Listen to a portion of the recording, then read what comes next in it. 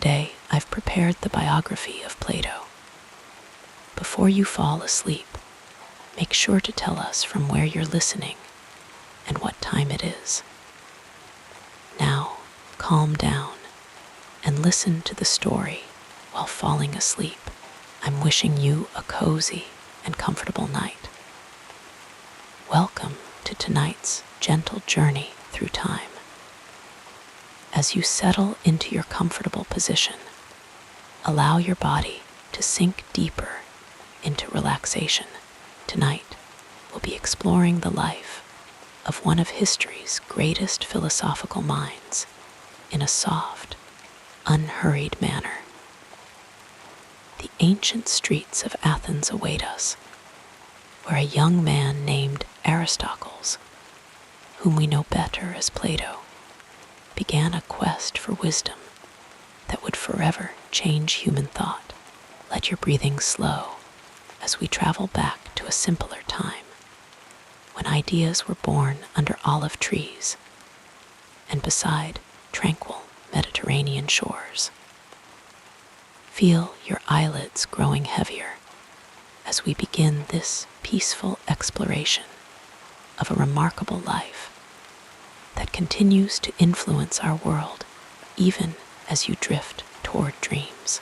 In the gentle glow of a distant past, beneath the warm Mediterranean sun of ancient Greece, a child was born who would one day illuminate the philosophical landscape of human thought. This was Plato, whose journey began around the year 428 BCE in the vibrant city of Athens, a place where olive trees swayed in soft breezes and the marble columns of temples reached toward the heavens. Imagine, if you will, the Athens of those days. Not the silent ruins we know today, but a living, breathing city filled with the murmurs of marketplace conversations, the distant sounds of flutes and lyres, and the rhythmic cadence of sandaled feet on stone pathways. This was the world that welcomed young Plato, a world of both turmoil and extraordinary cultural flowering. Plato was born into privilege, a fact that would shape his early experiences and provide him with opportunities unavailable to many. His family belonged to the Athenian aristocracy, their lineage tracing back to the ancient kings of Athens. His father, Ariston, descended from Cadrus, the last king of Athens, while his mother, Periction, could trace her ancestry to Solon, the revered lawgiver whose reforms had laid the groundwork for Athenian democracy. Nearly 2 centuries earlier, the home of young Plato was one of comfort and intellectual stimulation. Picture a spacious dwelling with an inner courtyard where fountains might have trickled soothingly, where conversations flowed as freely as the wine during evening gatherings. The walls may have been adorned with painted scenes from mythology, silent witnesses to the family's daily life. In the soft-lit rooms of this childhood home, Plato would have first heard the stories of gods and heroes, tales that would later inform his philosophical explorations of virtue and the ideal. His mother, by all accounts, a woman of intelligence and refinement, would have ensured that her son was exposed to poetry and music from his earliest years. For these were considered essential elements of a proper Athenian education. The rhythm of Plato's childhood followed the gentle cycle of seasons and religious festivals. Spring brought the greater Dionysia, when the city would come alive with theatrical performances. Summer ushered in the Panathenea, honoring the goddess Athena with processions and athletic competitions. Autumn and winter had their own celebrations, marking harvests and honoring various deities. These festivals, with their blend of religious devotion and community celebration, formed the backdrop of Plato's early understanding of society and tradition. As a child of noble birth, Plato's education began early and was comprehensive.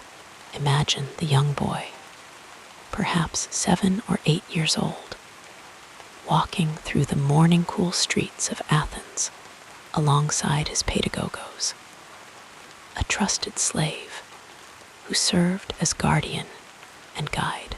They would make their way to the home of a grammatistes, a teacher who would instruct the boy in reading, writing, and arithmetic.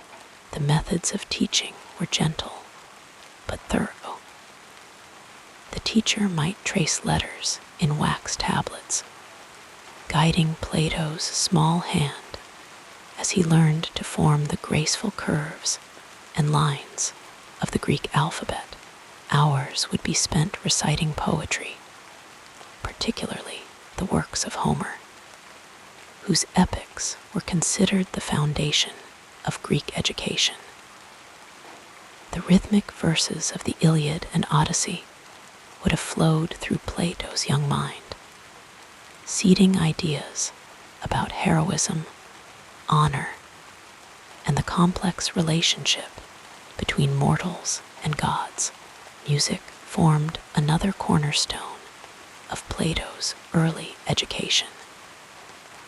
Under the guidance of a kitharistes, he would have learned to play the lyre, his fingers growing accustomed to plucking the strings in harmonious patterns.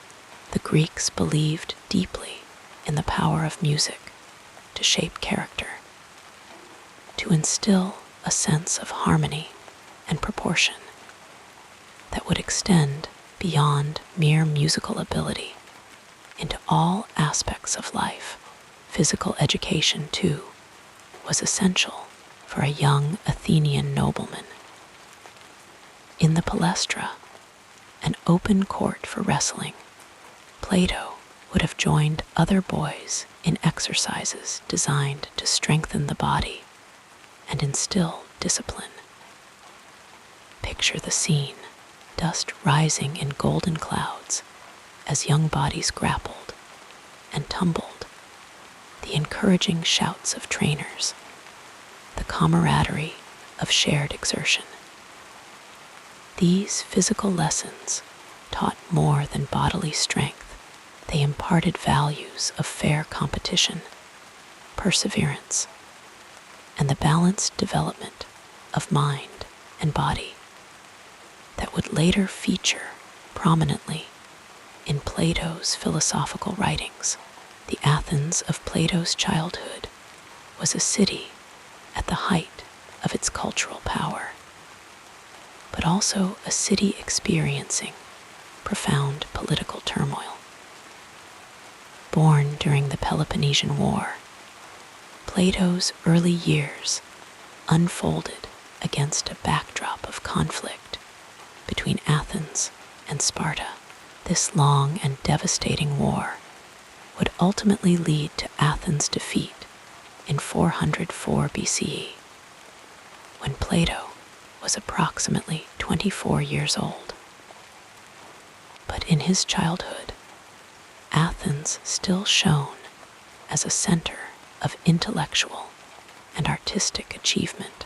The great tragedians, Aeschylus, Sophocles, and Euripides, had transformed drama into a profound exploration of human nature and divine will. The comedies of Aristophanes brought laughter and social commentary to the theater. Sculptors and architects created works of such harmony and beauty that they would define Western aesthetics for millennia to come. Plato's family connections placed him in proximity to the political life of Athens. His mother's brother, Charmides, and her cousin, Critias, were both prominent figures who would later become members of the 30 tyrants. The oligarchic regime installed by Sparta after Athens' defeat, these family ties exposed young Plato to political discussions and differing views on governance, planting seeds for his later political philosophy. As Plato moved from childhood into adolescence, his education broadened. He likely studied with sophists, traveling teachers who offered instruction in rhetoric and debate for a fee. These intellectual wanderers brought new ideas and questioning approaches that challenged traditional beliefs, teaching young men how to argue persuasively regardless of which side of an issue they took. The adolescent Plato, with his thoughtful eyes and aristocratic bearing, might have been seen in the company of other young men from noble families, engaging in the social activities appropriate to their class. Perhaps he participated in symposia, those evening gatherings where wine flowed and conversation ranged from the frivolous to the profound. In these settings, the young man would have observed the interplay of personalities, the effects of wine on reason, the ways in which argument could illuminate or obscure truth, observations that would later find their way into his dialogues. It is said that Plato had early ambitions as a poet and dramatist. One can imagine him in quiet moments, stylus in hand, composing verses that sought to capture the beauty and complexity of the world around him. Legend tells that he even wrote tragedies, though none have survived. There is a story, perhaps apocryphal, but revealing nonetheless, that upon meeting Socrates, Plato was so moved by the philosopher's teachings that he burned his poetic works, choosing instead to dedicate himself to philosophy. This encounter with Socrates would prove to be the most formative experience of Plato's life. The meeting likely occurred when Plato was around 20 years old. Socrates, already in his 60s, had become a familiar figure in Athens, a persistent questioner who engaged citizens in dialogues that often left them bewildered, angry, or inspired. Picture the scene of their first meeting, perhaps in the Agora, Athens' bustling marketplace and civic center. Among the vendors selling olives, fish, and pottery, amid the noise of commerce and conversation, stood Socrates, not particularly handsome, with his snub nose and protruding eyes, dressed simply, but possessed of a magnetic presence that drew listeners to him. What words passed between them in that first encounter, we cannot know. But whatever was said, it kindled in Plato a recognition that here was a mind unlike any he had encountered before. In Socrates' method of questioning, in his relentless pursuit of understanding, in his willingness to follow an argument wherever it led, Plato found a model for how to seek wisdom.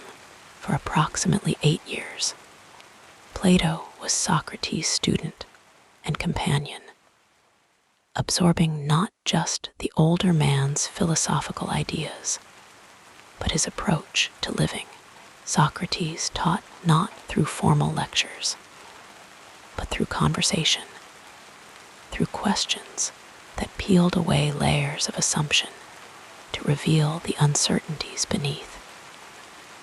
He professed to know nothing, yet this very admission of ignorance proved more fruitful than the confident assertions of those who claimed expertise. These years of learning from Socrates unfolded against a backdrop of increasing political instability in Athens. The city's defeat in the Peloponnesian War had left deep wounds. Democracy was briefly overthrown by the 30 tyrants, a brutal oligarchic regime that included Plato's relatives Critias and Charmides. Though democracy was restored, tensions remained high, and suspicion fell on those perceived as critics of democratic values. It was in this climate that Socrates was brought to trial in 399 BCE on charges of impiety and corrupting the youth. Plato, then around 28 years old, was present at the trial. Imagine him sitting among the spectators, perhaps near the front, where he could clearly see his beloved teacher. The court was crowded, with hundreds of Athenian citizens serving as both jury and audience. Socrates, representing himself, spoke not with the polished rhetoric expected in such settings, but with his characteristic directness and unwillingness to compromise his principles for the sake of acquittal. The verdict came: guilty. The sentence: death by drinking hemlock. For Plato, this judgment against his mentor was more than a personal loss. It was a profound indictment of the political system itself. How could a society that prided itself on wisdom and justice condemn a man whose only crime was encouraging people to examine their beliefs and seek truth? Tradition holds that Plato was ill and absent when Socrates drank the hemlock. Whether this is true or a later invention to explain why Plato does not mention himself as present in his account of Socrates' last hours, we cannot know. But the impact of Socrates' execution on Plato's life and thought cannot be overstated. It turned him away from any ambition for a political career in Athens and set him on a path of philosophical inquiry that would ultimately lead to the founding of his academy and the writing of dialogues that would shape Western thought for millennia to come. In the wake of Socrates' death, Plato left Athens, beginning a period of travel that would expose him to new ideas and different ways of organizing society. He journeyed to Megara, to Egypt, to southern Italy, where he encountered Pythagorean communities, and to Sicily, where his attempt to educate the ruler Dionysius in philosophy ended in failure and his own brief enslavement, from which he was fortunately ransomed by friends. These journeys, spanning approximately 12 years, were not merely geographical explorations, but intellectual ones. In Egypt, Plato would have seen a civilization far older than Greece, with monumental architecture and a priesthood that preserved ancient knowledge. from the Pythagoreans. He absorbed ideas about mathematics as the key to understanding reality, about the immortality of the soul, and about the possibility of organizing communities around philosophical principles. When Plato finally returned to Athens, he was no longer the privileged youth who had once written poetry, or the grieving student who had witnessed his teacher's execution.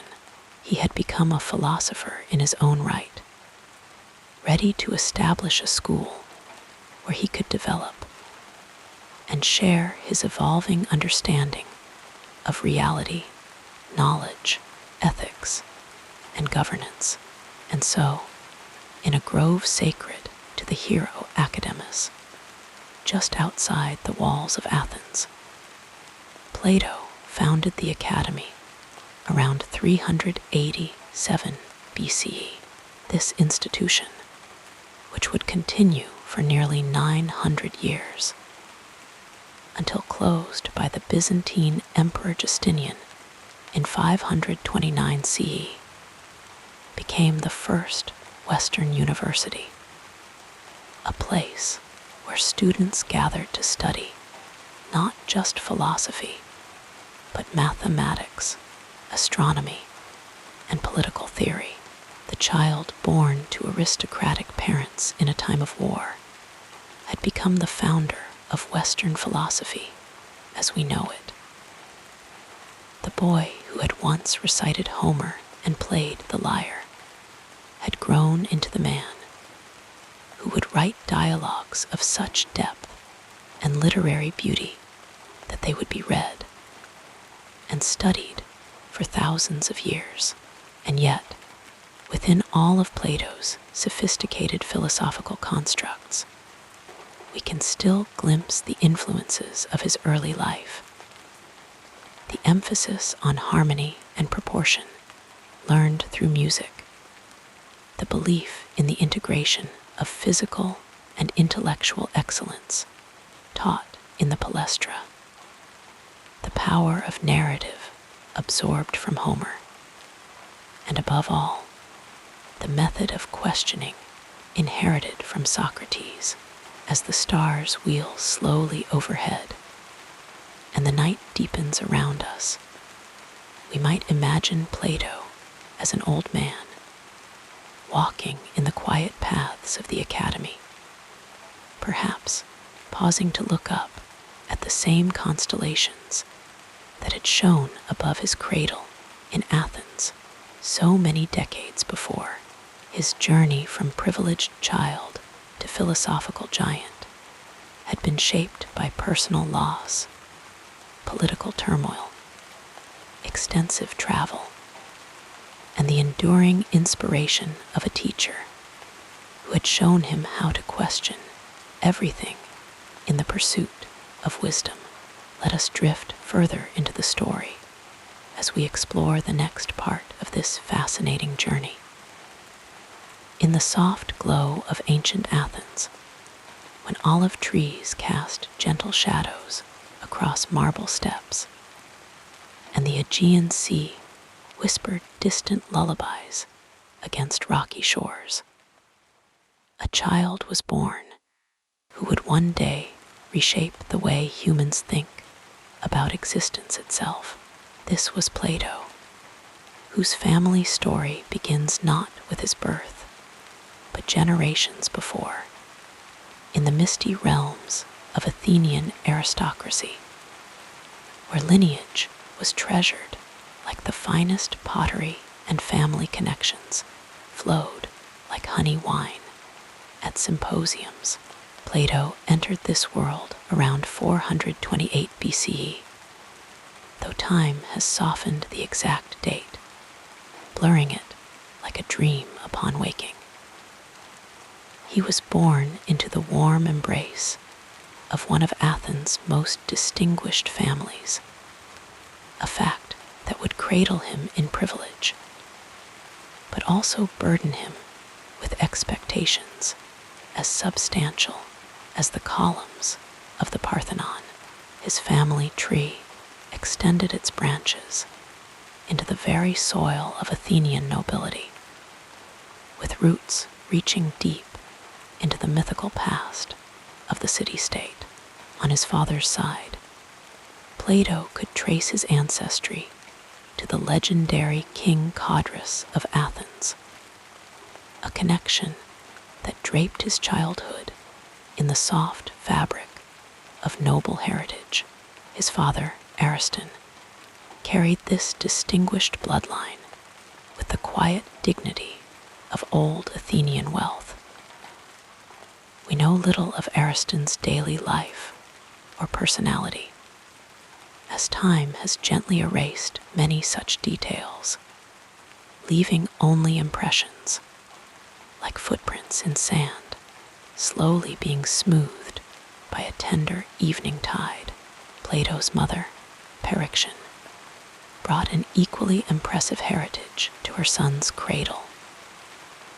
Her family claimed descent from Solon, the revered lawgiver whose reforms had shaped Athenian democracy nearly 2 centuries before Plato's birth. Solon was remembered as a poet and sage, a man who balanced wisdom with practicality, qualities that would later echo in Plato's own philosophical approach. Through his mother's lineage, Plato was also related to Critias and Charmides, men who would later become part of the 30 tyrants who briefly ruled Athens after its defeat in the Peloponnesian War. This familial connection to political power would cast long, complex shadows across Plato's development, influencing his views on governance and justice in ways that would later flow through his writings like a gentle, persistent stream. The family stories told around evening fires or during festival celebrations would have included tales of Solon's wisdom, perhaps recounting how he had refused to become a tyrant when offered the chance, choosing instead to create laws that would nurture democracy. In the peaceful hours of Plato's childhood, as oil lamps cast their soft glow against whitewashed walls, his family would have shared these ancestral stories, weaving a tapestry of identity that connected the young boy to Athens' glorious past. We can imagine young Plato listening with heavy eyelids as his mother spoke of Solon's travels to Egypt, where he had learned of ancient wisdom and brought it back to Athens, a journey that Plato himself would later echo. The household where Plato spent his earliest years would have been one of cultured comfort. The family home likely stood in the shadow of the Acropolis, perhaps in the Colletus district, a neighborhood known for its pleasant surroundings and proximity to the heart of Athenian civic life. Here, amid courtyards where fountains murmured day and night, Plato's first understanding of the world took shape. When Plato was still quite young, perhaps only a child learning his first letters, his father Ariston passed away, his life ending like a soft exhale. This early loss created ripples in the family structure that would shape Plato's upbringing. His mother Periction remarried, joining her life with that of her uncle Pyrilampes, a respected figure in Athenian politics, who had served as ambassador to the Persian court. Pyrilampes brought into Plato's life not only his diplomatic experience, but also his son from a previous marriage, Deimos, who became Plato's stepbrother. This blended family created a household where political discussions must have flowed as freely as the wine at dinner gatherings. Pyrolamps had seen the splendor of Persia, had walked through palaces that made even the finest Athenian homes seem modest, and had observed different systems of governance and social organization. Plato's immediate family included two brothers, Adeimantus and Glaucon, and a sister, Potun. These siblings appear in Plato's dialogues, particularly in the Republic, where Adeimantus and Glaucon engage in philosophical discourse with Socrates, whether their portrayal in the dialogues reflects their actual personalities or serves philosophical purposes remains a gentle mystery, like a half-remembered dream. Potun would later become the mother of Speusippus, who would follow in his uncle's footsteps to lead the academy after Plato's death, continuing the family's intellectual legacy like a torch passed through generations. The rhythm of Plato's early life would have followed the seasonal patterns of Athenian society, his days flowing from one religious festival to another, each marked by particular traditions and family observances. During the Panathenaea, Athens' most important festival honoring the goddess Athena, young Plato would have joined processions winding through the city streets, perhaps carrying olive branches or watching as the sacred peplos robe was brought to clothe the ancient wooden statue of Athena on the Acropolis.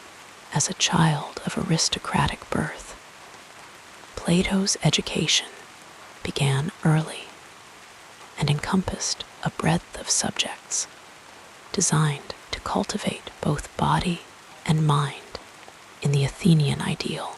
In the cool mornings, he might have practiced wrestling and running in the palestra, learning the discipline of physical training that Athenians believed essential for a balanced life.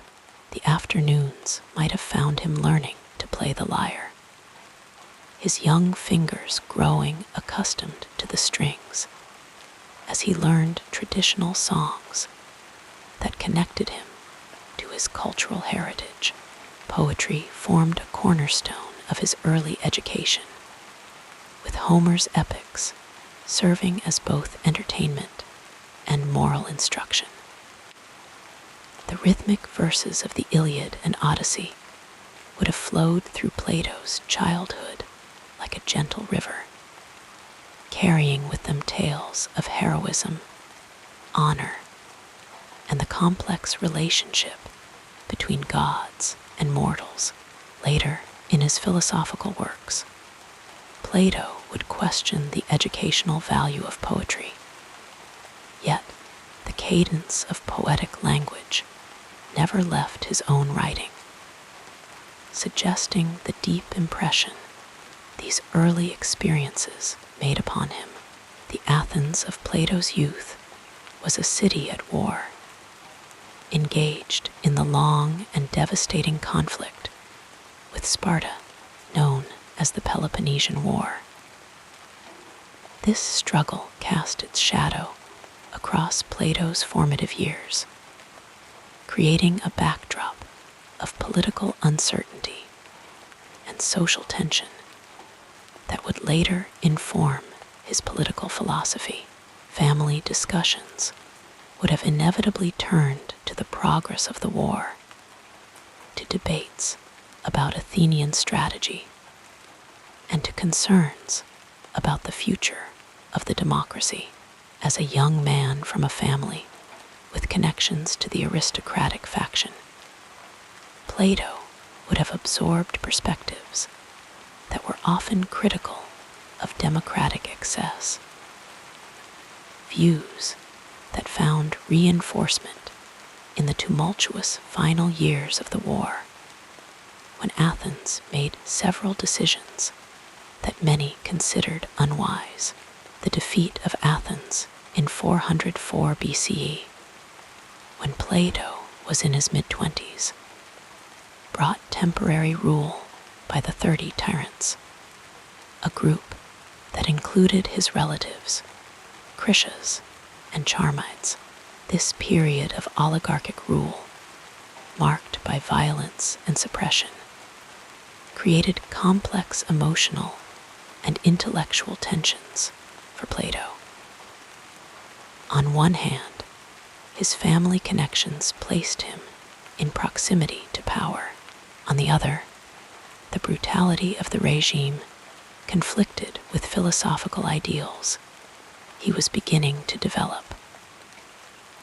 This tension between practical politics and philosophical principles would become a theme that flowed through his life and work like a gentle undercurrent, sometimes barely perceptible, but always present. The cultural context of Plato's upbringing extended beyond the political sphere to encompass religious traditions and social customs that had been passed down through generations of Athenians. His family would have maintained household shrines where offerings were made to particular deities and ancestral spirits, creating a daily rhythm of observance that connected the family to both divine and historical dimensions. Festivals marked the Athenian calendar with regularity, each bringing its own traditions and family gatherings. During the Anthesteria, a spring festival honoring Dionysus, Plato would have joined in celebrations marking the opening of new wine, perhaps participating in drinking contests appropriate to his age, or watching theatrical performances that blended religious reverence with artistic expression. The Eleusinian mysteries, with their secret initiation rites promising insights into the afterlife, may have provided Plato with early exposure to concepts of immortality and transcendence that would later find philosophical expression in his theory of forms. As evening shadows lengthened across Athens and stars appeared in the velvet sky, Plato's family would have gathered for the evening meal, reclining on couches in the andron, the men's dining room. Here, conversation would flow along with wine diluted with water, as was the Greek custom.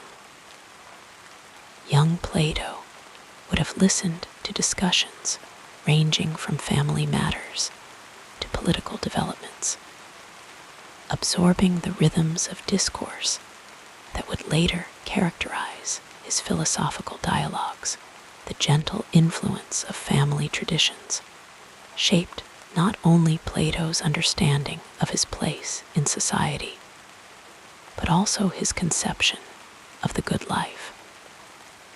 From his aristocratic heritage came an emphasis on excellence, arete, in all things, a concept that would later expand in his philosophical works to encompass moral and intellectual virtue. Family expectations regarding marriage and the continuation of the lineage seem to have rested lightly on Plato's shoulders, as historical records suggest he never married or had children, choosing instead a life dedicated to philosophical inquiry. As Plato grew from child to youth to young man, the greatest influence on his intellectual development came not from family, but from an encounter with a barefoot philosopher who wandered Athens' streets, engaging citizens in probing conversations. This was Socrates, whose method of questioning would transform Plato's understanding of wisdom and set him on a path that would lead away from the political career. His family background might have suggested toward the founding of the academy and the creation of philosophical works that would echo through millennia. The relationship between Plato and Socrates, beginning when Plato was about 20 years old, represents a kind of intellectual adoption, creating a philosophical lineage that would prove more enduring than biological descent through Socrates. Plato inherited a method of inquiry that valued questions over answers, dialogue over proclamation, and the pursuit of wisdom over the appearance of knowledge. When Socrates was condemned to death in 399 BCE, the event shattered Plato's faith in Athenian democracy and deepened his commitment to philosophical inquiry as a path to understanding justice and the good life. The execution of his mentor became a turning point, like a stream diverted by a fallen boulder, changing the course of Plato's life, and through his subsequent work, the course of Western philosophy. Following Socrates' death, Plato traveled extensively, visiting Egypt, Italy, and Sicily, experiences that broadened his understanding of different cultures and systems of governance.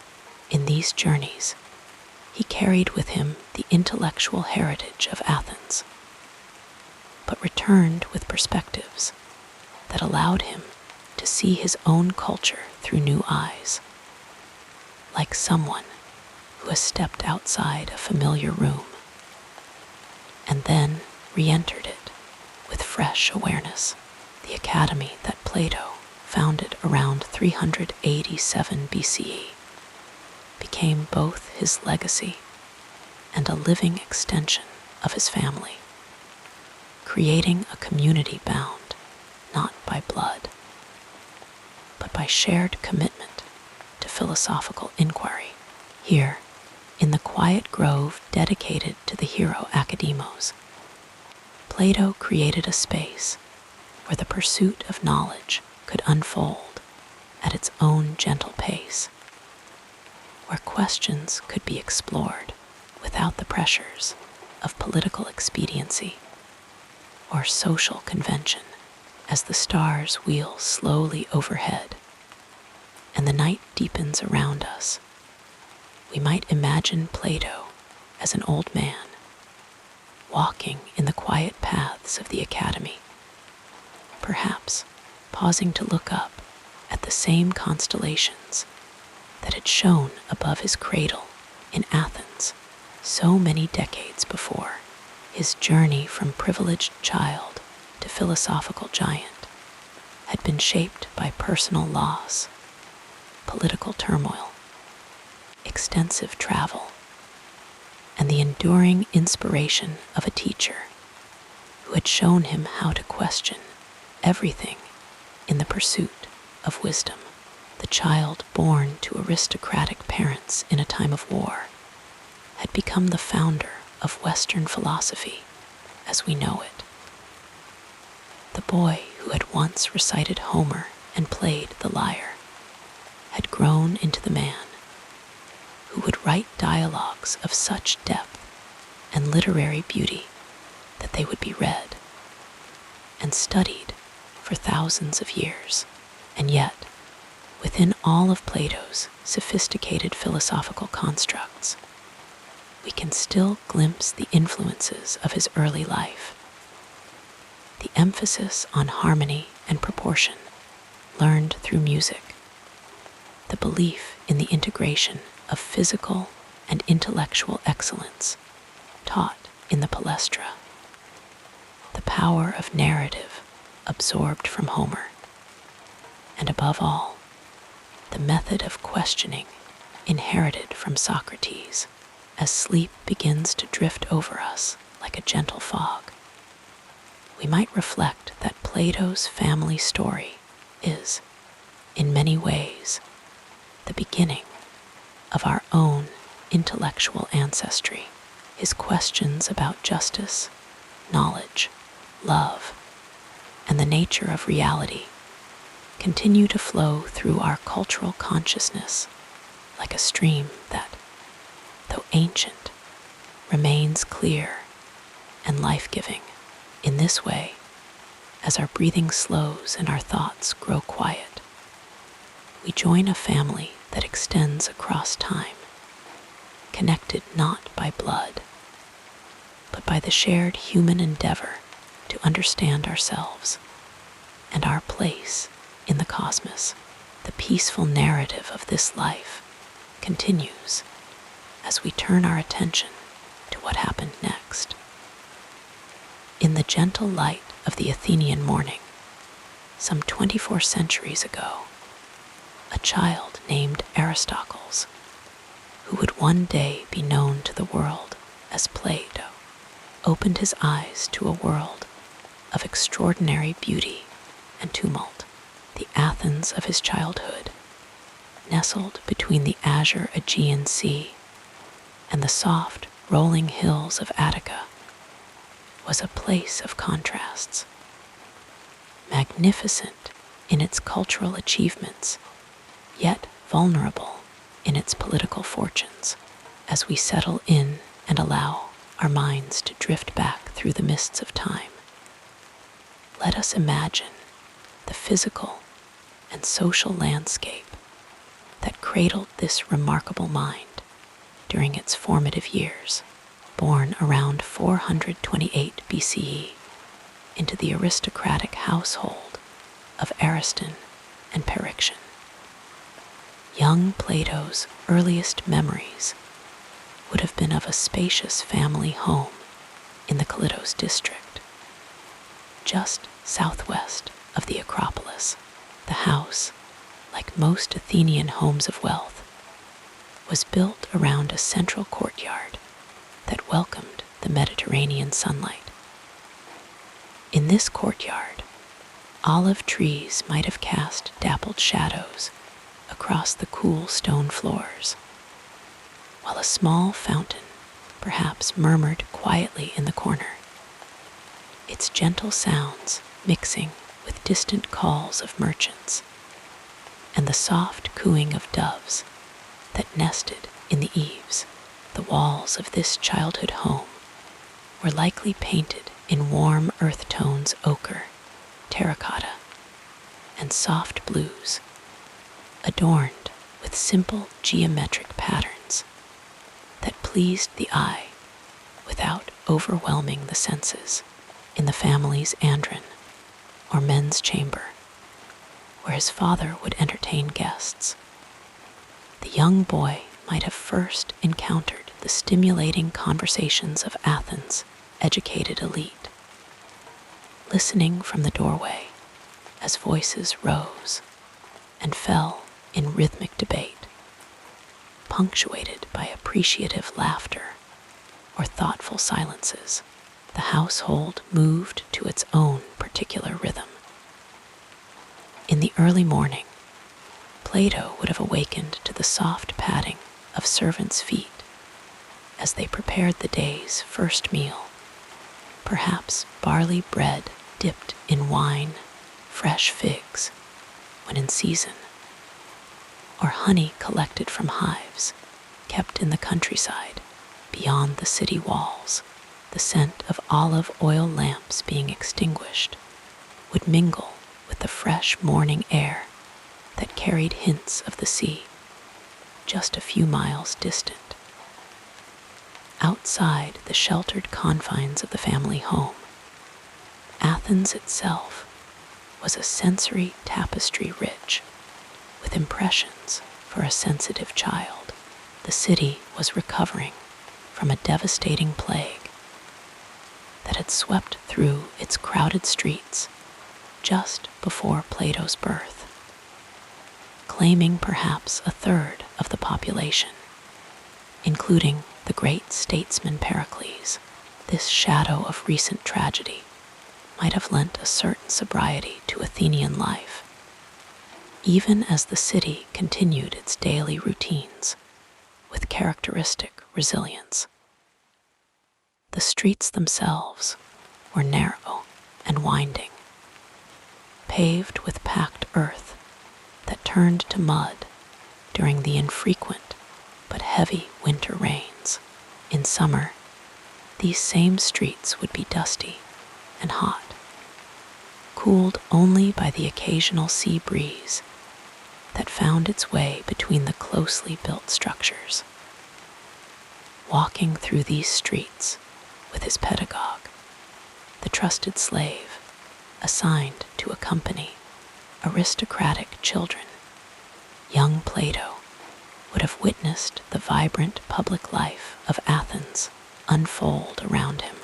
The Agora, Athens' central marketplace and civic space, would have been a wonderland of sights, sounds, and smells for a curious child.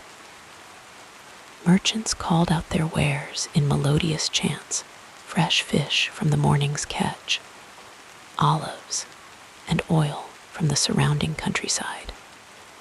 Pottery both functional and beautiful, textiles in colors extracted from plants and minerals.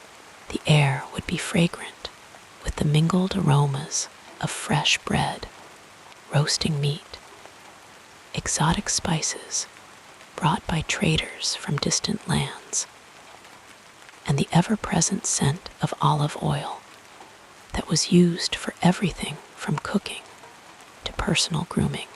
In this bustling space, citizens gathered not just to trade goods, but to exchange news and ideas. Perhaps it was here that Plato first observed the power of words, watching as skilled orators held small crowds spellbound, or as ordinary citizens engaged in passionate discussions about the ongoing Peloponnesian War with Sparta that would shape so much of his childhood experience. The natural environment around Athens would have provided a counterpoint to the dense urban experience. The city was surrounded by a landscape of gentle beauty, rolling hills covered with olive groves, vineyards terraced along the slopes, fields of grain that turned golden under the summer sun. To the west lay the sea, its blue expanse visible from the higher points of the city, promising connection to a wider world of islands and distant shores. Mount Hymettus rose to the east, its slopes famous for wild thyme and the particularly sweet honey produced by bees that fed there, perhaps on festival days or family outings. Young Plato would have ventured into these natural surroundings, feeling the rough texture of olive bark beneath his fingers, the cool relief of shade beneath a spreading plane tree, or the tickle of grass against his ankles as he walked through meadows dotted with wildflowers. The rhythm of Athenian life was marked by the changing seasons and the religious calendar that honored them. Spring brought the city Dionysia, when for several days Athens transformed itself with theatrical performances, comedies that provoked raucous laughter, and tragedies that explored the deepest questions of human existence. We can imagine young Plato sitting with his family, in the theater of Dionysus, carved into the southern slope of the Acropolis, watching as masked actors brought to life the works of Sophocles or Euripides, the words echoing against the stone seats. And drifting up toward the open sky, summer brought the Panathenaea, Athens' most important festival, when a grand procession would wind through the city toward the Acropolis, bearing a new robe woven for the statue of Athena. Citizens of all classes participated, from the humblest potter to the most distinguished aristocrat. The sounds of flutes and lyres would fill the air, while the scent of sacrificial offerings, perhaps bulls or sheep, would rise from the great altar before the Parthenon. This magnificent temple, completed just before Plato's birth, stood as the crowning achievement of Athens' golden age. Its harmonious proportions, the subtle curves of its columns that created an impression of perfect straightness, the richly colored sculptures that adorned its pediments, all embodied the Greek ideal of beauty as a matter of measure, proportion, and harmony. These principles would later find their way into Plato's philosophical aesthetics, suggesting how deeply the physical environment of his childhood imprinted itself on his developing mind. Within this physical setting, the social environment of Plato's early years was equally formative. Born into a family with connections to Athens' political elite, his mother was related to Critias, who would later become one of the 30 tyrants. Plato would have been raised with the expectation that he would eventually take his place among the city's leadership. This aristocratic upbringing meant an education that balanced physical and intellectual development, in keeping with the Greek ideal of a sound mind in a sound body.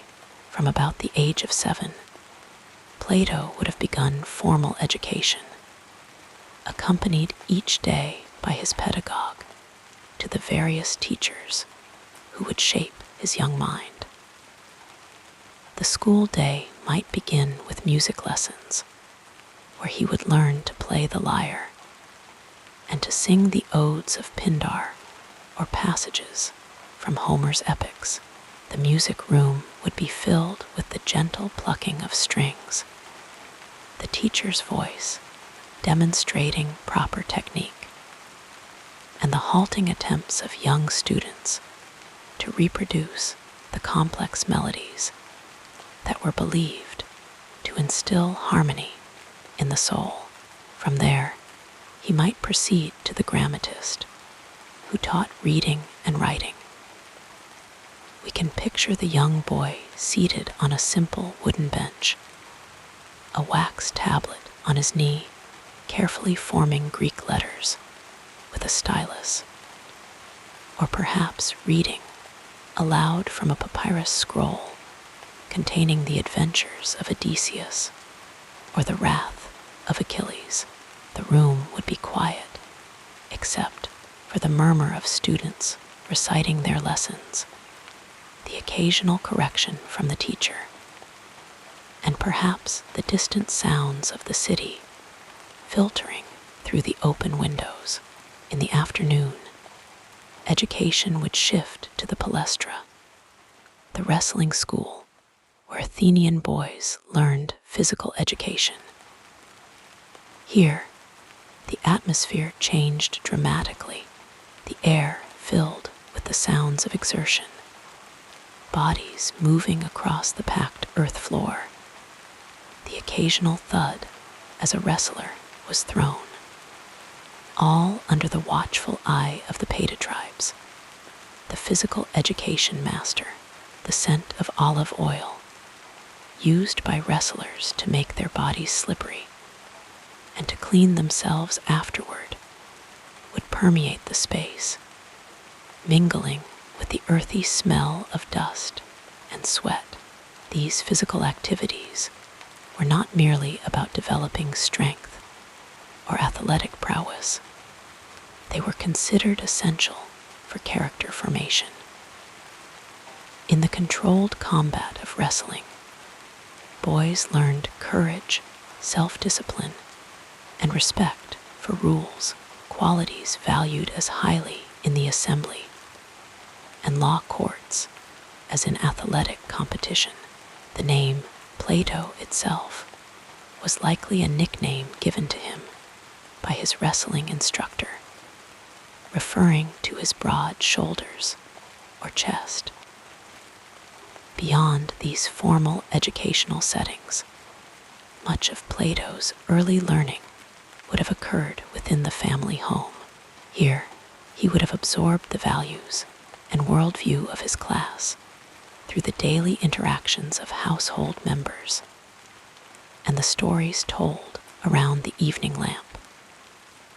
His father Ariston might have recounted tales of his own youth or discussed the political situations of the day, while his mother Periction, who is believed to have been a woman of considerable intellect, perhaps shared her own knowledge of poetry and philosophy. The household would have included not only family members, but also slaves, whose presence was an unquestioned part of Athenian life.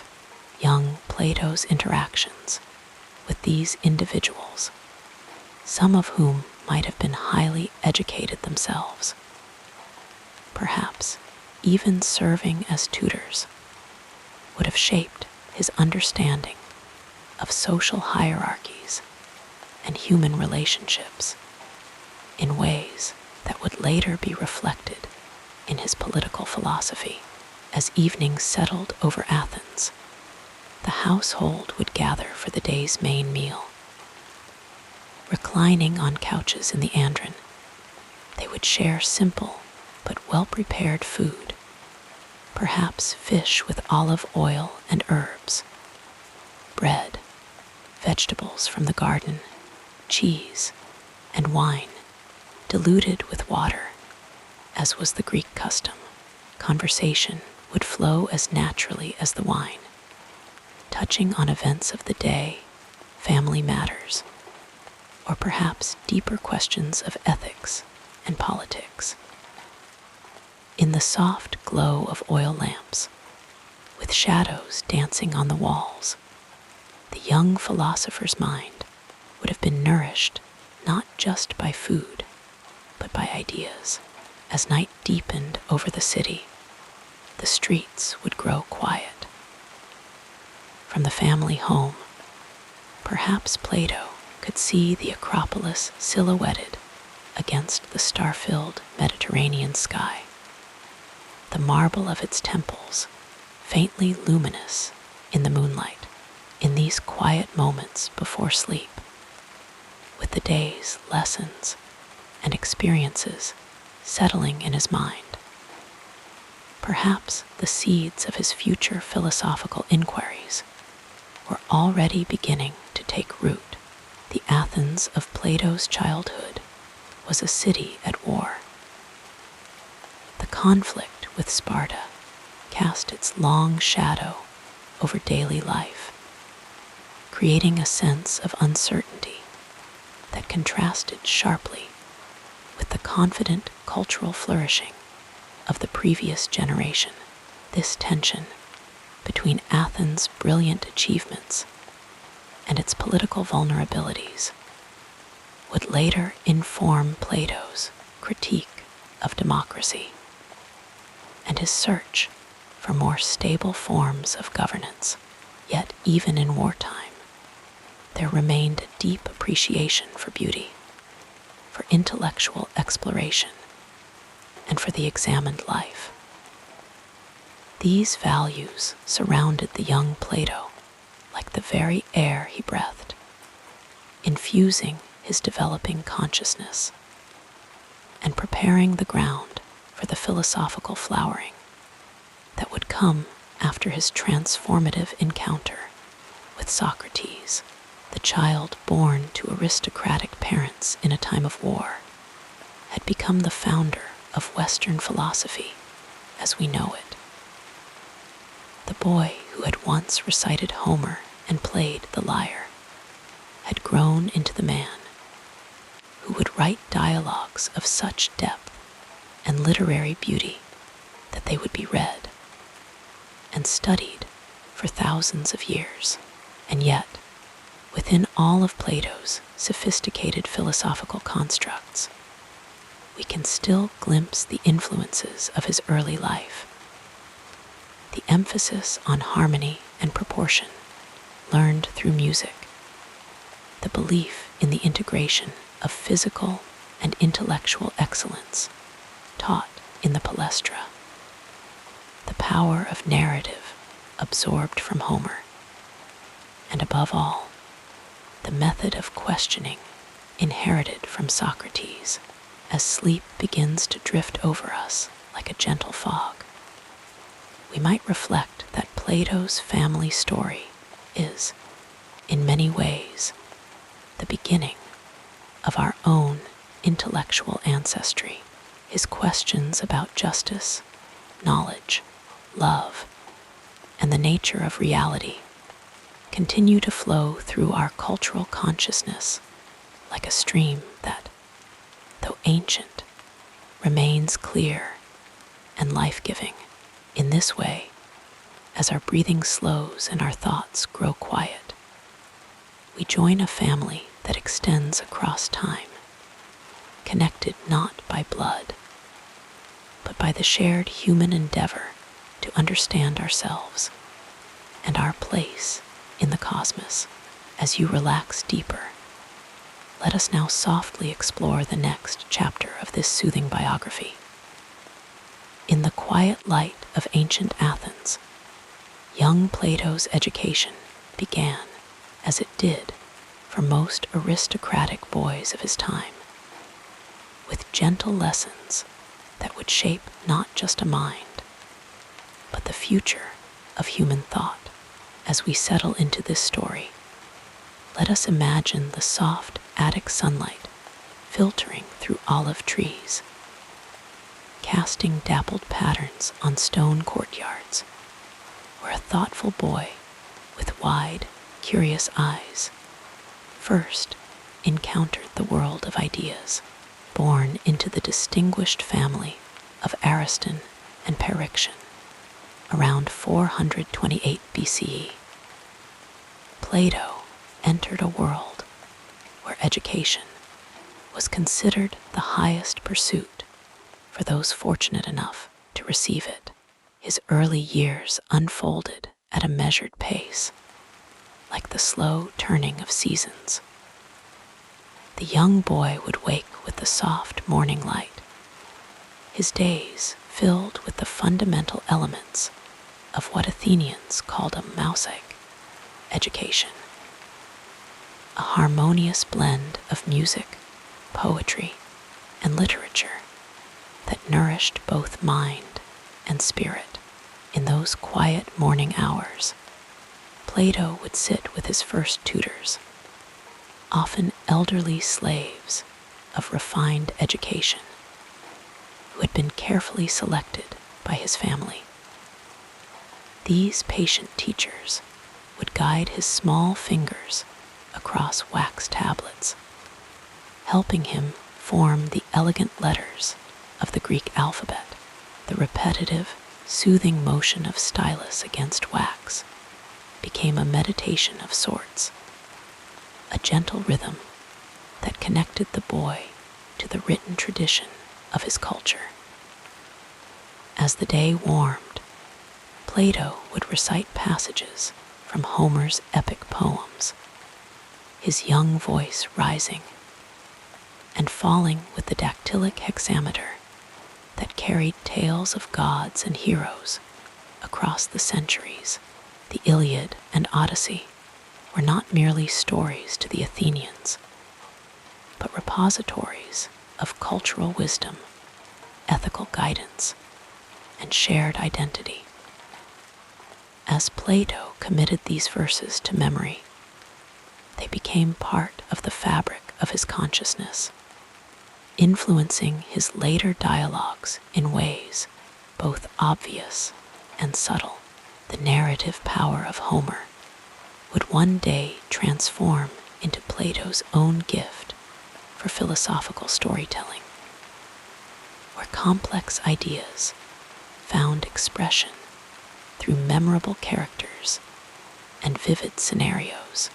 Music formed another cornerstone of Plato's early education. In the peaceful afternoons, he would learn to play the lyre, his fingers moving across the strings with increasing confidence. As the months and years passed, his music teachers spoke of harmony and proportion, of the mathematical relationships between notes that created beauty. These concepts of harmony, balance, and mathematical order would later infuse his philosophical vision of the cosmos.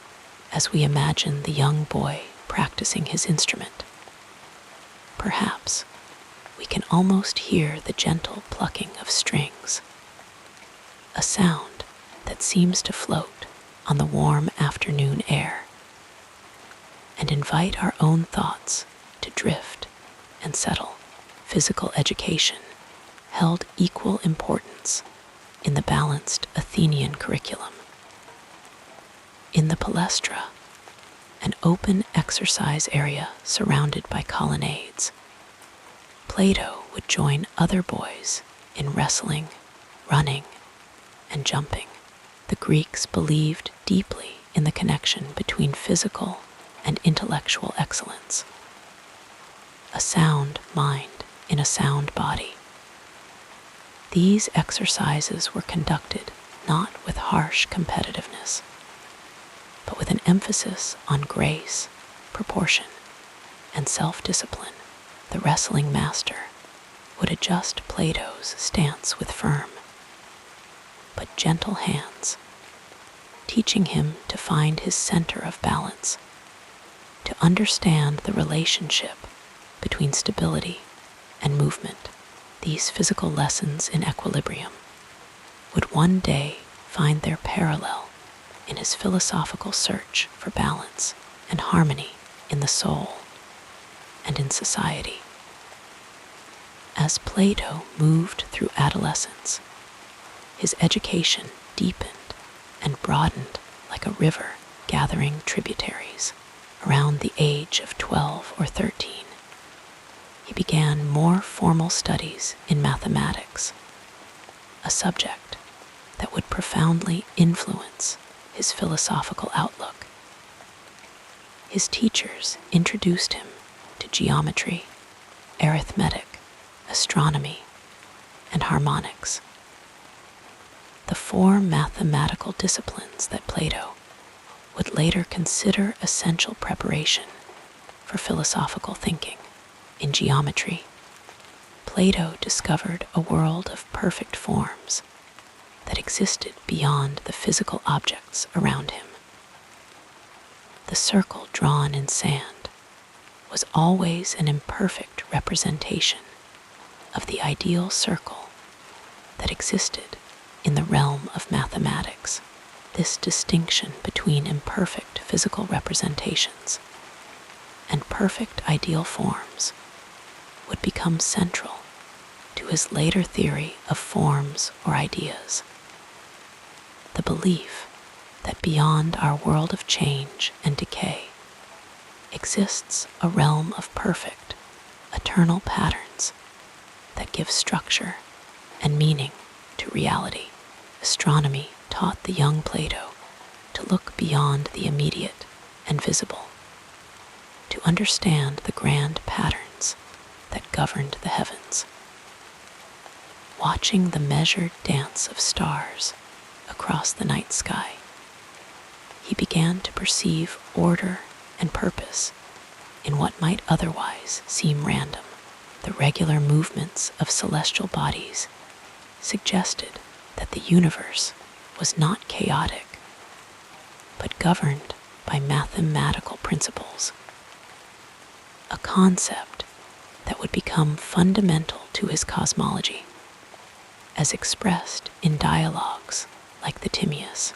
As the evening stars appeared in the darkening Athenian sky, Plato might have sat with his teachers, discussing these celestial patterns, his mind expanding to embrace concepts of infinity and eternity that would later find expression in his philosophical works. The quiet conversation would blend with the gentle chorus of cicadas and the distant sounds of the city settling into night, a peaceful soundscape that perhaps we too can imagine as our own thoughts begin to quiet and slow. During these formative years, Athens itself served as Plato's classroom. The city was experiencing what historians would later call its golden age, a flowering of culture, art, and intellectual life, unparalleled in the ancient world. The magnificent Parthenon had recently been completed, standing in gleaming marble perfection atop the Acropolis. Tragedies by Sophocles and Euripides were performed in the theater of Dionysus, exploring profound questions about human nature, divine justice, and the limits of knowledge. Plato would have attended these performances, absorbing their philosophical questions along with their dramatic power. The marketplace, or agora, buzzed with commerce and conversation. Here, amid the stalls selling olive oil, wine, and pottery, Plato would have encountered the vibrant diversity of Athenian society. Citizens and foreigners, wealthy merchants and humble craftspeople, all participating in the daily exchange of goods and ideas that characterized democratic Athens. These early exposures to different perspectives and ways of life surely contributed to the rich social awareness evident in his later political philosophy. It was in this same agora that Plato first encountered the man who would transform his intellectual life, Socrates. The moment when the young aristocrat first heard the unassuming philosopher questioning his fellow citizens must have been like the gentle dawning of a new day, a quiet revelation that would gradually illuminate his entire world. Socrates did not teach in any formal setting. He had no school, charged no fees, and wrote no books. Instead, he wandered the agora, engaging citizens in conversation, questioning their assumptions about virtue, justice, courage, and knowledge. His method was not to lecture, but to inquire, to draw out the contradictions in his companions, thinking through careful questioning. This Socratic method, as it would later be called, became the foundation of Plato's own philosophical approach and the dramatic structure of his dialogues. We can imagine Plato, perhaps around 20 years old, standing at the edge of a small crowd gathered around the older philosopher. Socrates, with his famously ugly features, bulging eyes, snub nose, and protruding belly, might have seemed an unlikely mentor for the handsome young aristocrat, yet something in the older man's questions resonated deeply with Plato. Perhaps it was Socrates' fearless pursuit of truth, his willingness to follow an argument wherever it led, or his profound ethical commitment to examining his own life and the lives of his fellow citizens. For approximately 8 years, Plato remained in this circle of companions around Socrates, absorbing not just a method of inquiry, but an entire approach to life. Socrates taught by example that the unexamined life was not worth living, that virtue was knowledge, and that wisdom began with recognizing one's own ignorance. These were not abstract principles, but lived realities for the philosopher who claimed to know only that he knew nothing. The conversations Plato witnessed and participated in during these years would later form the basis for his early dialogues, which most scholars believe represent a relatively faithful picture of the historical Socrates. These works, including the Apology, Crito, and Euthyphro, capture the questioning spirit of Socrates without yet developing the more elaborate metaphysical theories that would characterize Plato's mature work. The relationship between Plato and Socrates was not merely that of student and teacher, but a deep friendship based on shared philosophical passion. We might imagine them walking together through the quiet streets of Athens as evening fell, continuing their discussions of virtue and knowledge as the city settled into night. Perhaps they paused occasionally to look up at the stars, those perfect celestial beings whose ordered movements suggested the possibility of finding similar order in human affairs. This peaceful period of philosophical apprenticeship ended abruptly with the defeat of Athens in the Peloponnesian War and the subsequent political upheaval. In 404 BCE, a pro-Spartan oligarchy known as the 30 Tyrants seized control of Athens. Among these oligarchs were relatives of Plato, including his uncle Critias, who invited the young philosopher to join their government. Plato, perhaps tempted by the opportunity to put philosophical principles into political practice, considered the offer. However, the brutal actions of the 30, including the execution of innocent citizens and the confiscation of property, quickly disillusioned him. The regime's violence demonstrated how power could corrupt even those who claimed to govern according to principle. This early political disappointment would later inform Plato's political philosophy, particularly his analysis in the Republic of how governments degenerate from better to worse forms. Democracy was restored to Athens in 403 BCE, bringing hope for a more just political order. Yet, this hope too was short-lived for Plato. In 399 BCE, the Democratic Assembly tried and condemned Socrates on charges of impiety and corrupting the youth.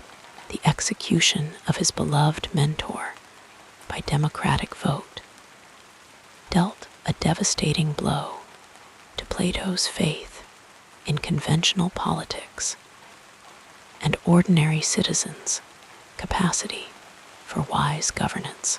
Socrates' final days, which Plato would later immortalize in the Phaedo, demonstrated the philosopher's extraordinary commitment to his principles. Rather than flee Athens, as he could have done, Socrates accepted the verdict and drank the hemlock prescribed for his execution. This supreme example of philosophical integrity, choosing death over compromise of one's principles, made an indelible impression on Plato. Following Socrates' death, Plato left Athens, perhaps too grieved to remain in the city that had condemned his teacher. This period of travel, lasting approximately 12 years, constituted another crucial phase in his intellectual development. Like a stream flowing through diverse landscapes, Plato's mind absorbed new influences and perspectives as he journeyed through the Mediterranean world. In Megara, he studied with Euclid, who had also been a student of Socrates, but who combined Socratic ethics with Eleatic metaphysics. In southern Italy, Plato encountered communities of Pythagoreans, whose mathematical mysticism and communal lifestyle deeply impressed him. The Pythagorean emphasis on mathematics as the key to understanding reality reinforced and expanded Plato's own mathematical interests, while their communal living arrangements may have influenced his later vision of the ideal philosophical community. Plato's travels allegedly extended to Egypt, where he would have encountered a civilization far older than Greece, with monumental architecture and a priesthood dedicated to preserving ancient knowledge. The Egyptian emphasis on immortality and the afterlife may have contributed to Plato's developing theories about the immortality of the soul. The stable, hierarchical Egyptian society, governed by tradition and religious authority, offered a stark contrast to the democratic experimentalism of Athens.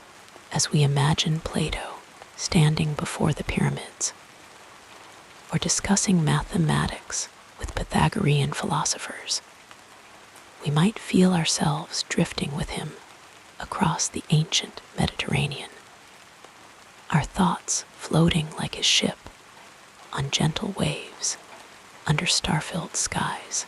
The rhythm of travel, with its alternating periods of movement and rest, mirrors our own journey towards sleep, a gentle transition from the activity of consciousness to the quiet harbor of dreams. When Plato finally returned to Athens around 387 BCE, he was ready to establish his own philosophical school.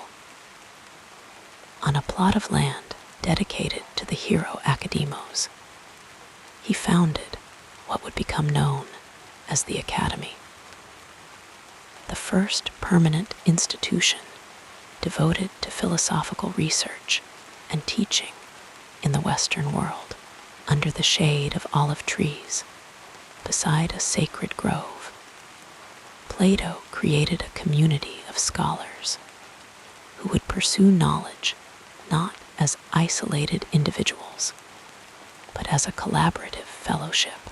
The Academy was not a school in the modern sense, with structured courses and formal degrees, but rather a gathering of like-minded individuals committed to the philosophical life. Over its entrance, tradition tells us, was inscribed the phrase, "Let no one ignorant of geometry enter here," reflecting Plato's conviction that mathematical thinking provided essential training for the philosophical mind. Within this peaceful setting, amid gardens and walkways conducive to thoughtful conversation, Plato developed the philosophical systems that would form the foundation of Western philosophical tradition. Here he wrote his middle and late dialogues, including the Republic, Symposium, Phaedo, and Timaeus, works that explored the nature of reality, knowledge, ethics, and governance with unprecedented depth and sophistication. The Academy attracted students from throughout the Greek world, creating a diverse intellectual community united by the pursuit of wisdom. Among these students was Aristotle, who would study with Plato for 20 years before developing his own distinctive philosophical approach. The relationship between these two philosophical giants, master and student, yet ultimately intellectual rivals, represents one of the most productive tensions in the history of thought. As our story of Plato's education and intellectual development draws to a close, we might imagine him in his later years, walking slowly through the grounds of the Academy. His hair and beard have whitened, but his eyes still hold the same questioning intensity that first drew him to Socrates decades earlier. Around him, younger philosophers engage in animated discussion, carrying forward the tradition of inquiry he has nurtured. The boy who once practiced writing letters on wax tablets has become the author of dialogues that will shape Western thought for millennia. The student who memorized Homer has created his own literary masterpieces. The young man who played the lyre has composed philosophical works that resonate with the harmony he first discovered in music. And the disciple who listened to Socrates in the Agora has preserved and extended his teacher's legacy while creating a philosophical vision entirely his own. Our soothing biography continues with a look at the next important period in this incredible life. The story of Plato's intellectual journey is woven through the relationships that shaped him, each mentor and teacher leaving their quiet imprint on his mind, as softly as footprints in sand. From his earliest days, he was surrounded by voices that would guide him, challenge him, and ultimately help him find his own philosophical path. Long before he met Socrates, before the Academy became his home, there were the poets. In the quiet hours of his childhood, Plato would have listened to the rhythmic cadence of Homer's verses, the rise and fall of the epic tales sung by bards in the halls of Athens. The asterisk Iliad and the asterisk Odyssey were not merely stories to him, they were lessons in virtue, in the struggles of heroes, in the capriciousness of the gods. The poetry of Hesiod, too, with its visions of cosmic order and divine justice, stirred something in the young Plato, planting seeds that would later grow into his ideas about the ideal and the eternal. Though he would one day famously criticize the poets in the Republic asterisk, banishing them from his ideal city, their influence never truly left him. His own writing remained poetic musical, full of myth and metaphor. Then there were the teachers of his youth, the men who introduced him to the disciplines of wrestling, music, and writing. His mother's second husband, Pyrilamps, moved in aristocratic circles, exposing Plato to the political life of Athens, to the debates and intrigues that swirled around the city's leaders. But while others might have been drawn to power, Plato found himself more intrigued by the underlying questions. What made a good ruler? What was justice? These were not just political questions to him, but philosophical ones, and they simmered in his mind long before he found the man who would help him explore them fully. That man, of course, was Socrates.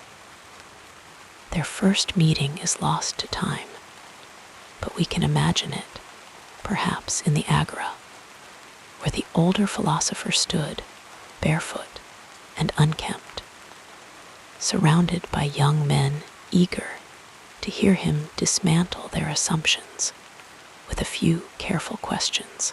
Socrates did not lecture. He did not claim to possess wisdom. Instead, he drew it out of others, like a midwife helping thoughts to be born. For Plato, this was a revelation. Here was a man who did not seek wealth or status, but truth, who questioned everything, even the things people took for granted. Their relationship was not just intellectual, but deeply personal. In his dialogues, Plato often portrays Socrates with warmth and humor, a man who could be both playful and deadly serious.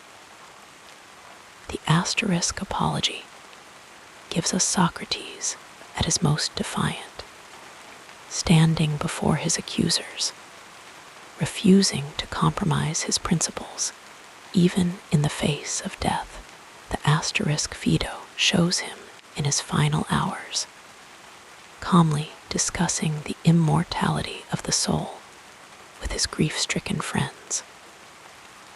These were moments that seared themselves into Plato's memory, shaping not just his philosophy, but his very way of being in the world. When Socrates was sentenced to die, Plato was there.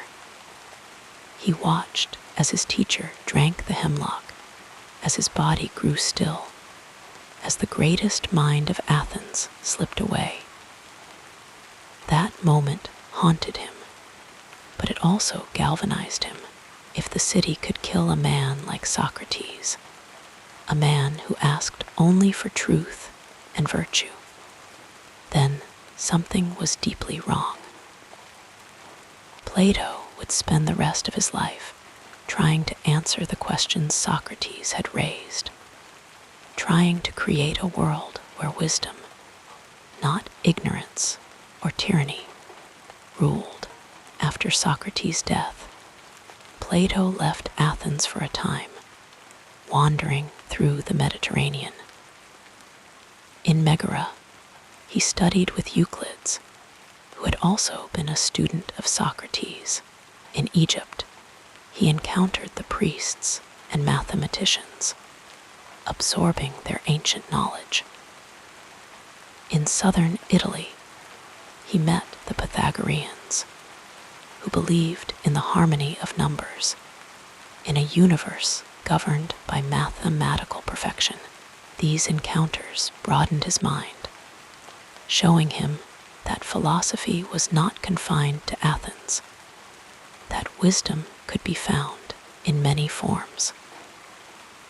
When he returned, he founded the Academy, a place where thinkers could gather, free from the political turmoil that had destroyed Socrates. Here, he became the mentor, the guiding voice for a new generation. Among his students was Aristotle, a brilliant young man whose mind worked differently from his own.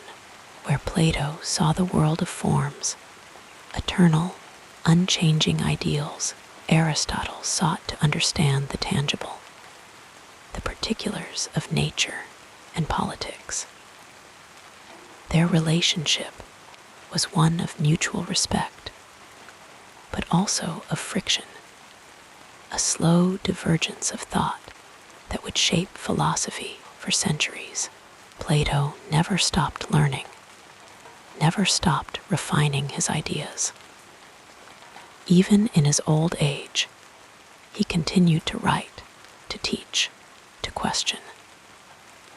But he always carried with him the voices of those who had shaped him, the poets of his childhood, the teachers of his youth, the wandering thinkers he had met in his travels, and above all, he carried the voice of Socrates, the man who had taught him that philosophy was not just an intellectual exercise, but a way of life.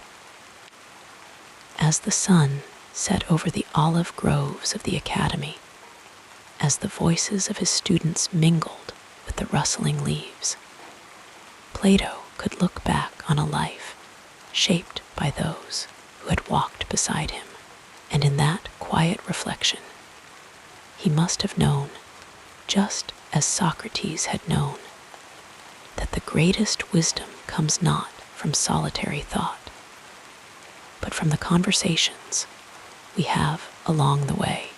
Let your mind float with these gentle recollections as we move forward in our story.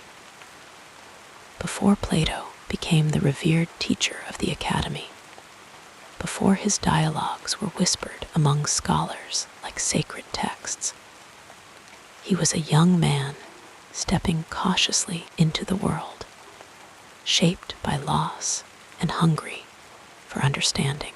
His early career was not marked by grand achievements, but by quiet determination, by the slow gathering of wisdom like drops filling a vessel.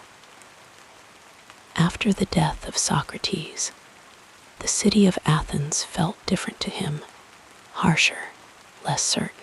The trial had shaken his faith in democracy, in the institutions he had once trusted. For a time, he wandered, as many young men did in those days, seeking answers beyond the walls of his birthplace. He traveled to Megara, to Egypt, and even as far as southern Italy, where he encountered the Pythagoreans, those mystical mathematicians who spoke of numbers as the essence of reality. Their ideas lingered in his mind, blending with the lessons of Socrates, forming the first threads of his own philosophy. When he finally returned to Athens, he was no longer the wide-eyed disciple who had followed Socrates through the marketplace. He carried with him the weight of experience, the slow-burning fire of a man who had seen much and questioned even more. He began to write, not yet the grand dialogues for which he would later be known, but shorter works, tentative explorations of the ideas that swirled within him. These early writings were like sketches, rough outlines of thoughts that would one day become polished and profound. He also began to teach, though not in the grand halls of an established school. At first, he gathered small circles of listeners in private homes, in the shaded corners of gardens, anywhere where voices could rise and fall without the interference of the restless city. His method was Socratic, questions leading to more questions, never claiming to have the final answer, but guiding his listeners toward their own realizations. It was a gentle approach, one that demanded patience. But those who stayed with him found their minds opening like flowers to the sun. The political chaos of Athens still loomed in the background, a constant reminder of how easily reason could be drowned out by the clamor of power. The 30 tyrants had come and gone, leaving scars on the city's soul. And though democracy had been restored, Plato remained wary. The death of Socrates had taught him that truth was not always welcome in the halls of governance, and so his early teachings often circled back to the same question: how should a society be ordered? How could justice truly be realized in a world so prone to corruption? It was during these years that he wrote his first major work, the Apology Asterisk, a recreation of Socrates' defense at his trial. The words were not merely a tribute, they were an act of preservation, a way of ensuring that his teacher's voice would not be silenced entirely. Other dialogues followed: Credo asterisk, Phaedo asterisk, each one a step deeper into the labyrinth of his own thoughts. He was not yet the systematic philosopher he would become. His ideas were still unfolding, still searching for their final shape. And then, when the time was right, he founded the Academy. It was not a sudden decision, but the natural culmination of all those years of wandering, writing, teaching. The olive grove just outside Athens became a sanctuary for thought, a place where the mind could breathe freely, unburdened by the demands of the world. Here, he gathered students from across the Greek world, young men hungry for knowledge, eager to walk the path of wisdom. Among them, of course, was Aristotle, a mind so sharp, so different from his own, that their exchanges became legendary. But before Aristotle, there were others: Speusippus, Xenocrates, thinkers whose names history has softened, but whose presence shaped the early days of the Academy. Plato was no longer just a teacher. He was a guide, a steward of knowledge, ensuring that the flame of inquiry would not flicker out. The challenges he faced were many. Philosophy was not yet the respected discipline it would one day become. Some saw it as idle chatter, the pastime of men who had too much time and too little responsibility. Others viewed it with suspicion, as though the asking of too many questions was itself a threat. But Plato persisted, his voice steady, his conviction unshaken. He knew that wisdom was not born in haste, that the deepest truths revealed themselves only to those who were willing to wait. And so, in the cool shade of the Academy, beneath the whispering leaves of ancient trees, Plato's early career unfolded, not with the clamor of conquest, but with the quiet certainty of a river finding its course. He wrote, he taught, he questioned. And slowly, almost imperceptibly, he changed the world. The years would bring more works, more students, more ideas. But in those early days, there was something pure, something unburdened by fame or expectation. It was a time of becoming, of laying the foundations for all that would follow. And if we listen closely, in the stillness of memory, we can still hear the echo of those first conversations, the slow, steady rhythm of a mind awakening to its purpose, drifting like clouds across the evening sky.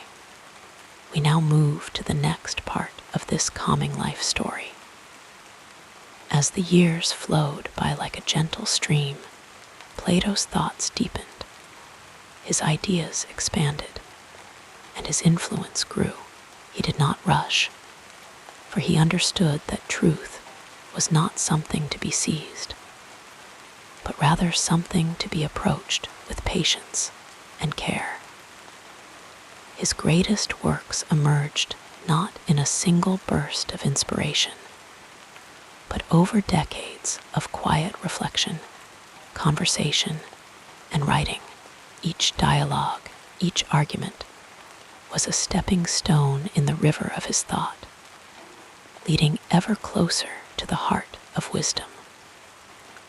One of his most enduring contributions was the theory of forms, an idea so profound that it would ripple through the centuries, shaping not only philosophy, but art, science, and religion. Plato believed that beyond the ever-changing world of our senses, the world of shadows and fleeting impressions, there existed a realm of perfect, unchanging ideals. The form of beauty was not any particular beautiful thing, but beauty itself, eternal and absolute. The same was true of justice, truth, and goodness. These were not mere concepts, but the very essence of reality, the hidden structure beneath the surface of things. To grasp these truths, Plato turned not to brute observation, but to reason and dialogue. His method was one of questions and answers, a slow unraveling of assumptions to reach deeper understanding. In his famous work, The Republic Asterisk, he used this method to explore the nature of justice, weaving together politics, ethics, and metaphysics into a single, harmonious vision. Through the voice of Socrates, his beloved teacher, he painted a picture of an ideal society, ruled not by the whims of the powerful, but by philosopher kings, those rare souls who had glimpsed the eternal forms and could govern with wisdom rather than desire. The writing of the Republic Asterisk was not a hurried task. It unfolded over years, refined through countless discussions with his students in the shaded groves of the academy. Plato did not dictate truths. He invited others to think alongside him, to follow the winding path of logic until the light of understanding dawned. And when he wrote of the allegory of the cave, that haunting image of prisoners chained in darkness, mistaking shadows for reality, he was not merely crafting a story, but offering a mirror to all humanity. We too might be trapped in illusions, unaware of the greater truths waiting just beyond our sight. His influence stretched far beyond his own time.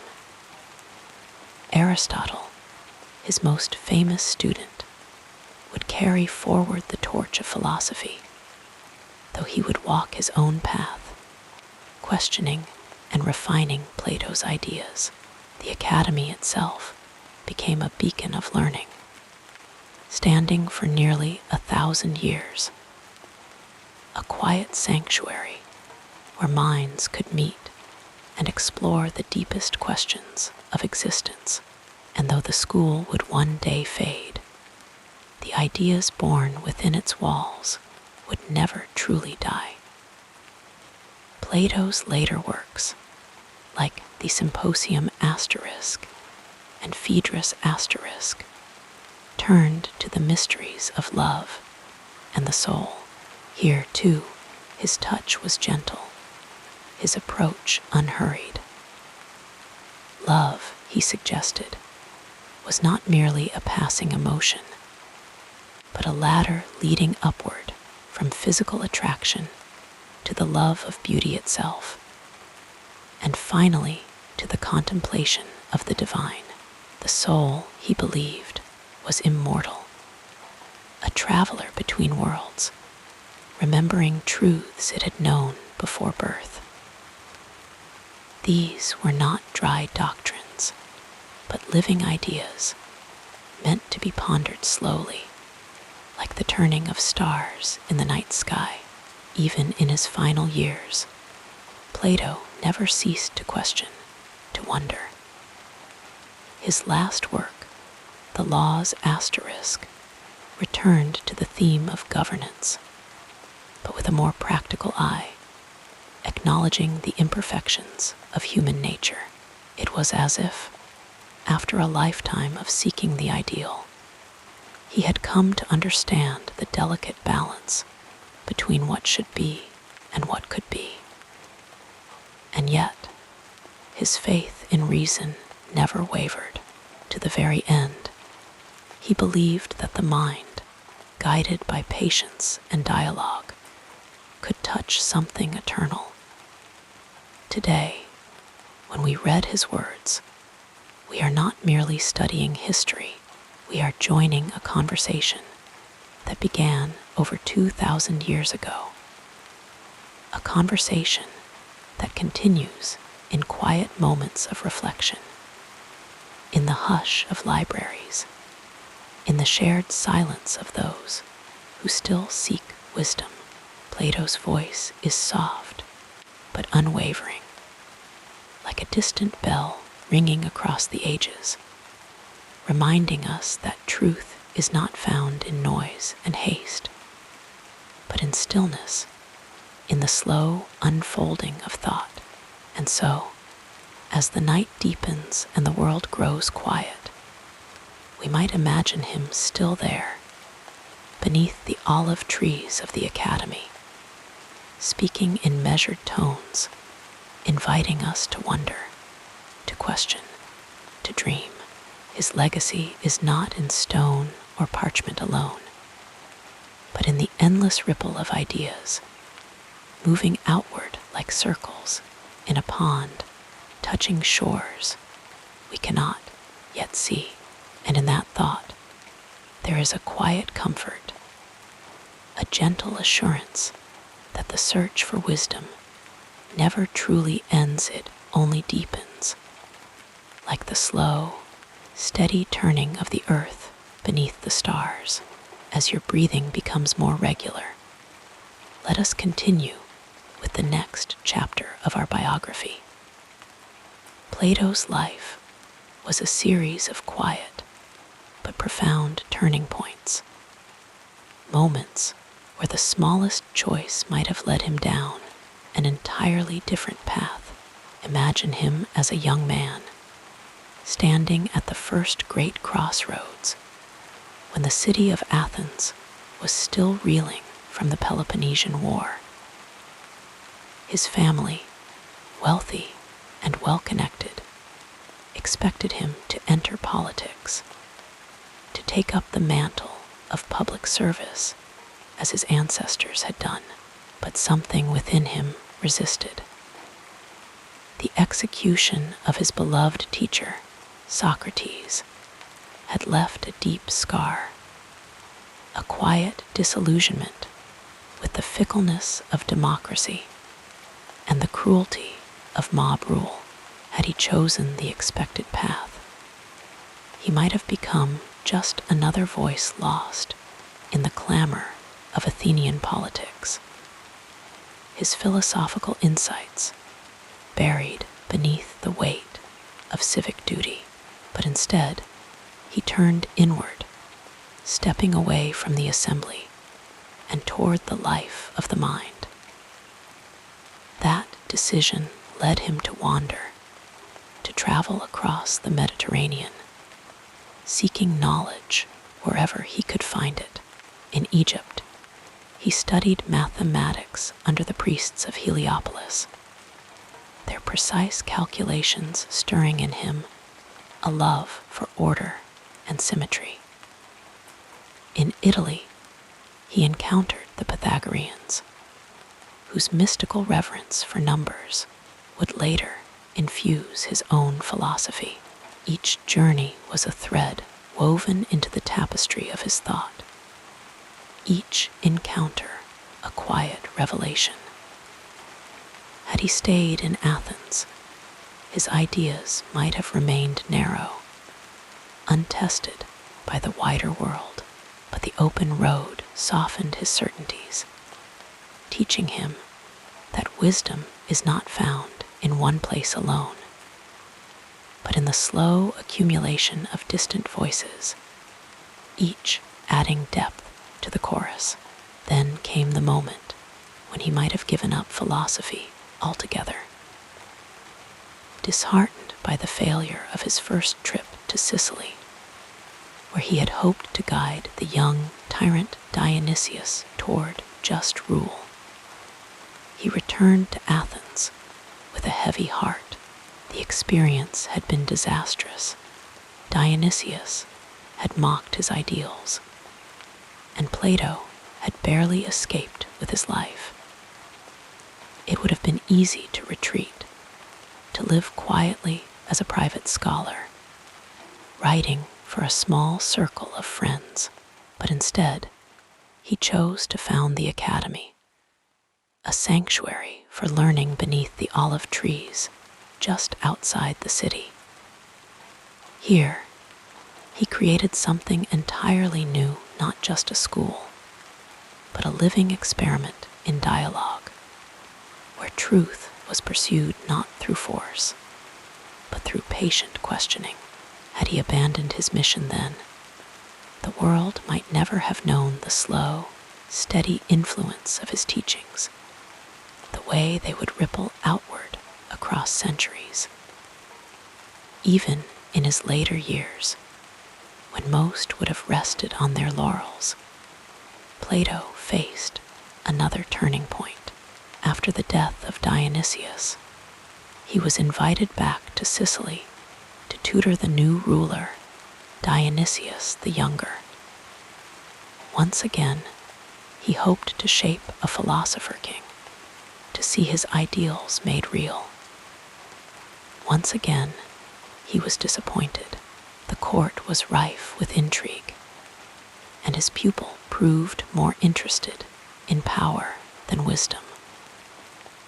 This time, the failure cut deeper, and some say it was then that Plato's vision shifted, not away from idealism, but toward a tempered understanding of human nature. His final work, The Law's Asterisk, reflects this softening, a recognition that perfection may be beyond mortal reach, but that we must still strive for the best possible order. Had he clung stubbornly to his earlier absolutism, his philosophy might have remained an unattainable dream. Instead, it became something richer, more compassionate, a guide not just for the perfect city, but for flawed souls navigating an imperfect world. And then there were the quieter choices, the ones that shaped him in ways less visible, but no less profound. The decision to write not in his own voice, but through the character of Socrates, allowing his teacher to live on in dialogue after dialogue. The choice to structure his works as conversations, meandering and open-ended, inviting readers to think alongside him, rather than simply absorb his conclusions. Even his refusal to write a definitive system of philosophy, leaving instead a trail of questions, ensured that his legacy would be not a closed doctrine, but an ongoing exploration. Had he insisted on final answers, his words might have fossilized into dogma. Instead, they remain alive, breathing, meeting each new generation with fresh relevance. We can only wonder how different the world might be had Plato chosen differently at any of these moments. Without his travels, would his philosophy have lacked the mathematical rigor that shaped his vision of the forms? Without the failures in Sicily, would he have missed the humility that made his later work so enduring? And without the academy, would philosophy itself have remained a scattered collection of thoughts, never finding a home where it could grow? But he did choose, again and again, to follow the path of inquiry, to trust in the slow unfolding of truth. And so, his life became not just a series of personal decisions, but a gift to all who came after, a reminder that wisdom is not seized in a single moment, but gathered over time, like the soft accumulation of moonlight on still water. As we drift toward sleep, we might imagine him there still, in the quiet grove of the academy, his voice a murmur beneath the rustling leaves, inviting us to take our own time, to wander, to question, to rest in the knowledge that the greatest truths are found not in haste, but in the patient turning of the mind toward light. The calming story continues as we gently examine what happened next in this remarkable journey. The relationships that wove through Plato's life were like the threads of an intricate tapestry, some bold and vivid, others soft and subtle, but all contributing to the whole. His heart and mind were shaped by those he loved, those who challenged him, and those who walked alongside him in the quiet and the storm. To understand him, we must wander gently through these bonds, listening to the echoes of voices that lingered in his thoughts long after they had faded from his presence. The first and perhaps most profound connection was with his teacher, Socrates. It was not merely an intellectual bond, but something deeper, an almost sacred kinship. Socrates did not lecture or proclaim. He asked, he probed, he unsettled. And in that unsettling, Plato found a home. Their conversations unfolded in the open air of Athens, beneath olive trees, or along the city's winding paths, where Socrates' questions became the compass by which Plato would navigate the world. When Socrates was condemned to death, something in Plato broke, but it was a breaking that made space for new growth. He carried Socrates with him always, not as a memory frozen in time, but as a living voice, one that would speak through his dialogues, ensuring that the old philosopher's wisdom would never truly die. Then there was Dion, a figure who blurred the lines between friendship, pupil, and political ally. A nobleman from Syracuse, Dion was drawn to Plato's teachings with a rare intensity. Their bond was one of mutual reverence. Plato saw in Dion a mind hungry for truth, and Dion saw in Plato a guide who could lead him toward it. There were long evenings in Syracuse where the sea air drifted through open courtyards, and their discussions turned not just to philosophy, but to the messy, hopeful work of shaping a just society. But politics, as Plato learned painfully, was a realm where ideals often shattered against the rocks of human ambition. When Dion's fortunes rose and fell in the turbulent courts of Syracuse, Plato stood by him. Even when their shared dreams crumbled, the loss of Dion to assassination was a wound that never fully healed, a reminder that even the brightest flames could be extinguished by the winds of envy and power. Family, too, played its quiet role in Plato's life. His mother, Periction, was said to be a woman of sharp intellect, descended from the line of Solon, the great lawgiver. It was from her, perhaps, that Plato inherited his reverence for wisdom and order. His father, Ariston, died when Plato was still young, leaving his stepfather, Pyrilamps, to raise him.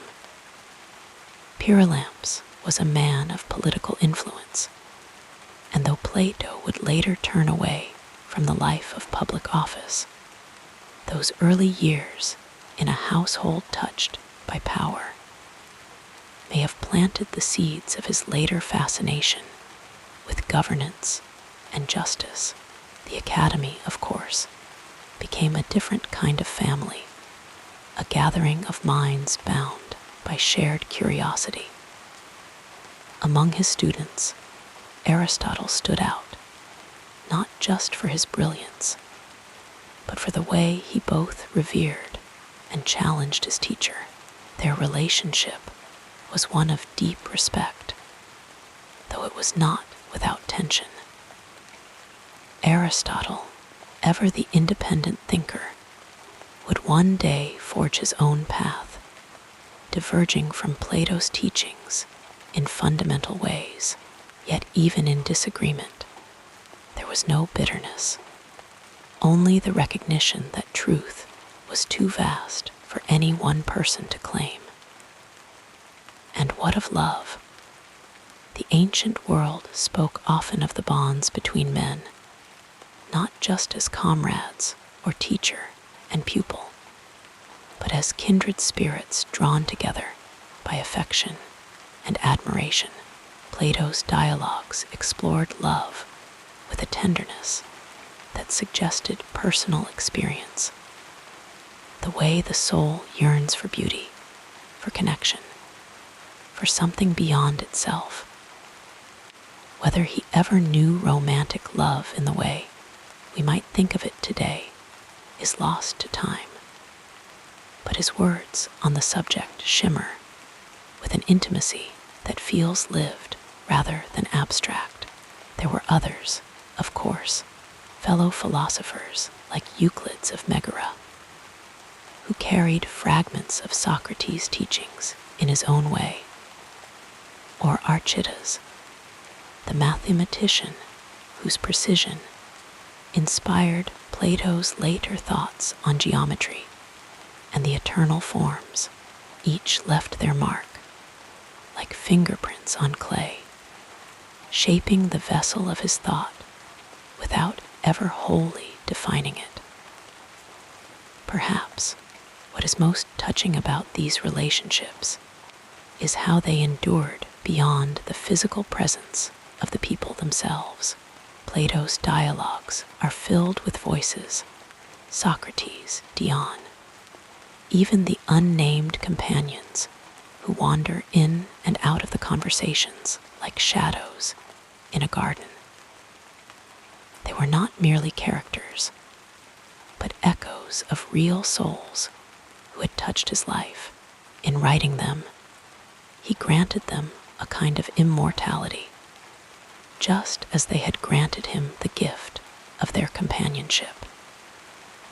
And so, as we drift toward sleep, we might imagine these figures moving quietly through the halls of memory: Socrates with his knowing smile, Dion with his fierce idealism, Aristotle, with his restless curiosity. They come and go like whispers in the dusk, reminding us that no life is lived alone, and that even the greatest minds are shaped by the hands that hold them. However briefly, the bonds we forge, whether of love, friendship, or shared pursuit, linger long after the moment has passed, like the scent of olive blossoms on a warm evening, faint but never entirely gone. Plato's life teaches us that wisdom is not found in solitude, but in the spaces between souls, the questions asked, the silences shared, the quiet understanding that transcends words. And as sleep draws near, we can rest in the thought that even now, centuries later, we too are part of that endless conversation, adding our own small threads to the tapestry he helped to weave. Allow yourself to sink deeper into comfort as we explore the next phase of this soothing biography.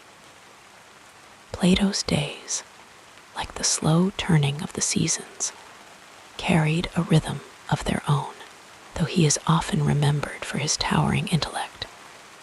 His life was woven with quiet, ordinary moments, small rituals, and simple pleasures that anchored his thoughts and softened the weight of his contemplations. He lived in Athens, a city humming with voices, where the air carried the scent of olive trees and the distant murmur of the marketplace. His home was not a grand palace, but a place of modest comfort, where sunlight drifted through open courtyards, and the sound of rustling parchment marked the passage of time. In the early mornings, before the heat of the day settled, Plato often walked through the gardens of the academy, the school he founded on the outskirts of the city.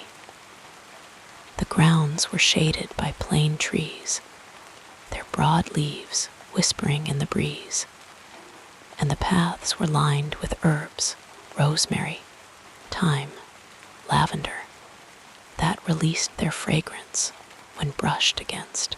He liked to walk barefoot when the earth was still cool, feeling the damp grass beneath his feet, a habit he may have learned from Socrates, who believed that true thought required being grounded, quite literally, in the world.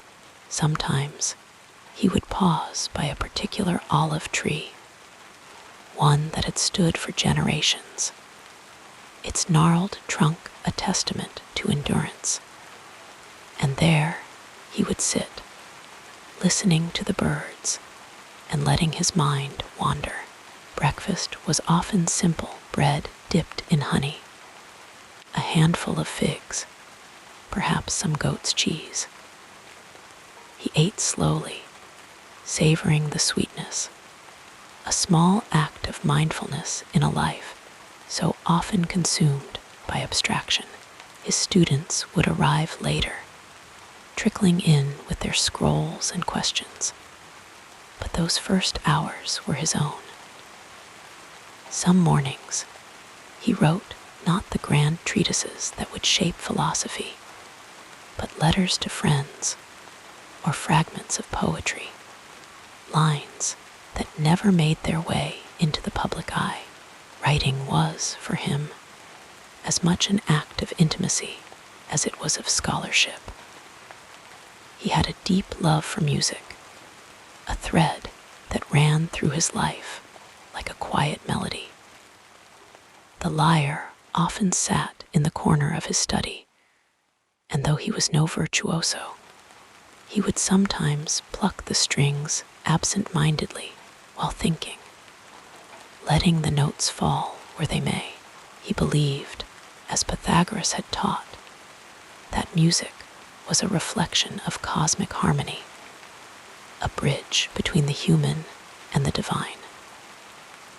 On evenings, when the air was warm and the stars began to emerge, he might gather with friends to listen to a skilled player, the sound drifting through the courtyard like a gentle tide, easing the mind into reflection. His relationships were the quiet undercurrent of his existence. Though he never married, his life was rich with friendships, some fleeting, some lifelong. There was Dion of Syracuse, the noble-hearted young man who had become like a son to him. Their bond forged in shared idealism and tempered by political turmoil. Their letters, long since lost to time, must have carried the weight of deep affection, the kind that survives even disappointment. And of course, there was Socrates, the mentor whose voice never truly left him, even decades after Socrates' death. Plato would catch himself turning, as if to ask a question, only to find the space beside him empty. Yet, in his writings, Socrates lived on, a presence as vivid as the olive trees outside his window.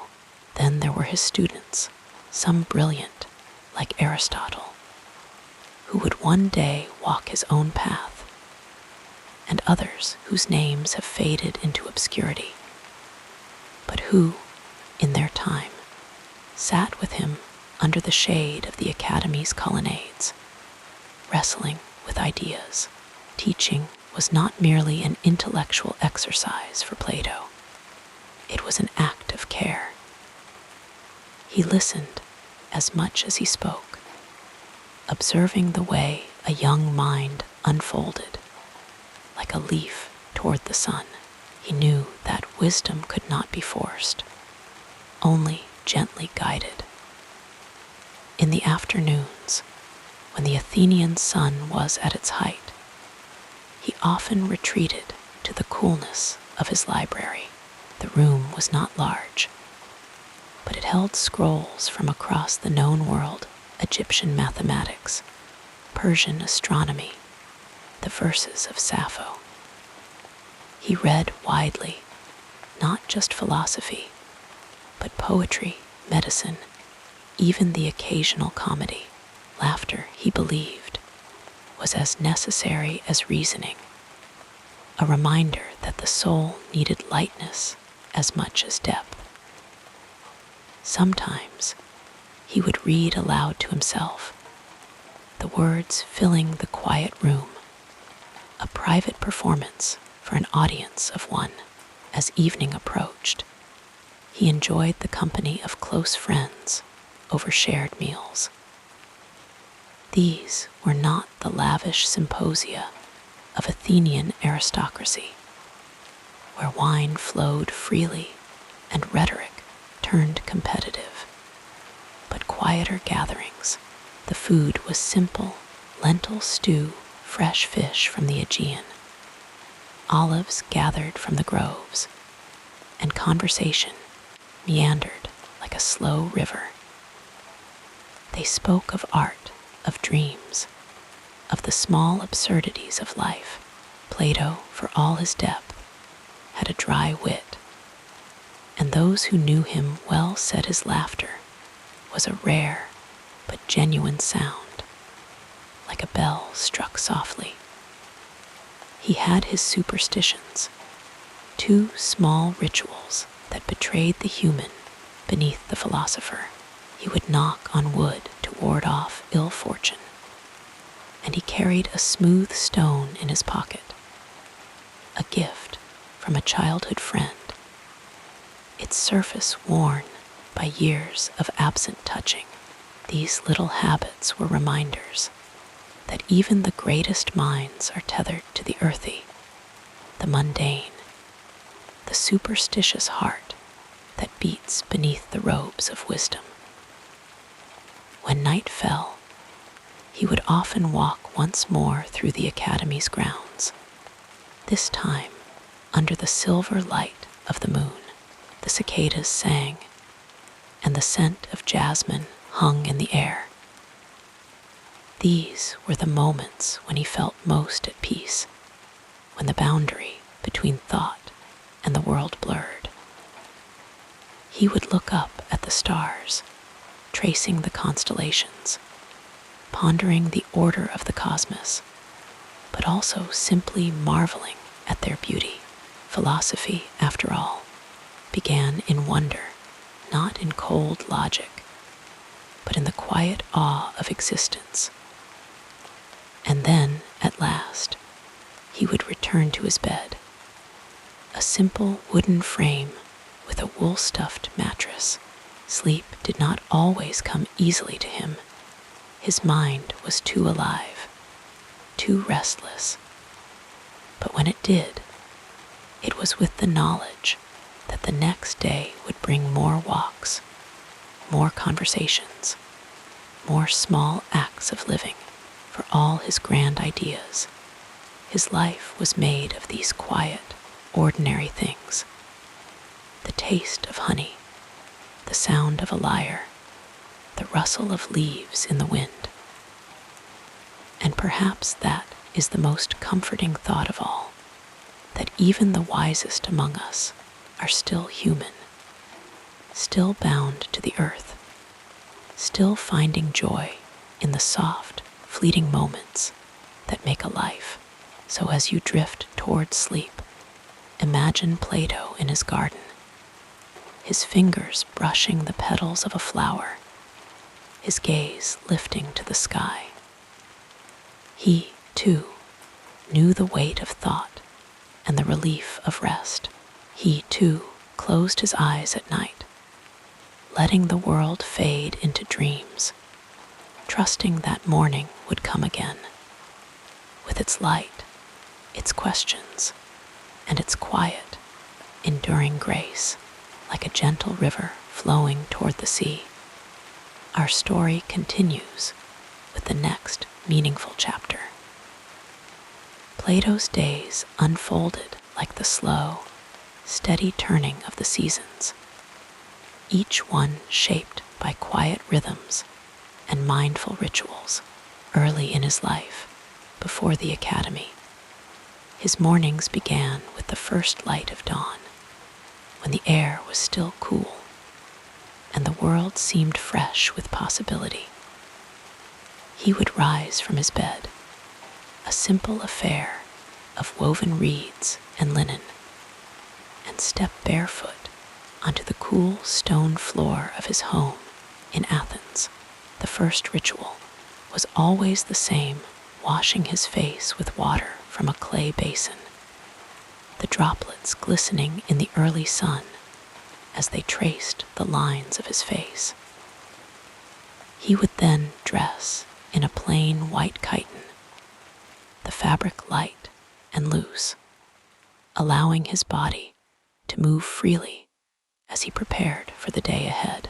Breakfast was a modest affair, often just a piece of barley bread dipped in honey, sometimes accompanied by a handful of figs or olives. He would eat slowly, savoring the sweetness, while looking out over the courtyard, where the first rays of sunlight painted the walls in soft gold. Even then, as a young man, he carried a sense of stillness within him, a habit of pausing to observe the world before diving into its demands. His mornings were often spent in conversation, either with his teacher Socrates or with other young men eager to learn. They would gather in the shade of the agora, beneath the spreading branches of an olive tree, where the dappled light danced on the ground as they spoke. Plato would listen intently, his fingers occasionally tracing patterns in the dust as he considered each word. When it was his turn to speak, His voice was measured, thoughtful, as if each idea needed room to breathe before being set loose into the world. As the sun climbed higher, the heat would grow, and the pace of the city would slow. Plato often retreated to the quieter corners of Athens, perhaps to a small garden where the scent of thyme and rosemary lingered in the air. Here, he would sit with a wax tablet and stylus, jotting down thoughts, questions, fragments of dialogue that would later find their way into his writings. The stylus moved smoothly across the wax, leaving faint impressions, like whispers of ideas waiting to be fully formed. Lunch was a light meal, usually shared with friends, fresh fish if it was a good day, or more often, lentils and flatbread with a drizzle of olive oil. They would eat under the shade of a grapevine, the leaves rustling softly in the breeze, while discussing everything from the nature of justice to the latest play at the theater. Laughter was common in these moments, a reminder that philosophy was not just about solemn debate, but also about the joy of shared understanding. In the afternoons, when the sun was at its strongest, Plato would often seek solitude. He might walk along the outskirts of the city, where the sounds of the marketplace faded into the quiet hum of cicadas and the occasional call of a shepherd guiding his flock. The dusty path beneath his feet was warm, the earth holding the heat of the day, and he would pause now and then to watch a lizard dart between the rocks, or to pluck a sprig of wild oregano, crushing it between his fingers to release its sharp, earthy scent.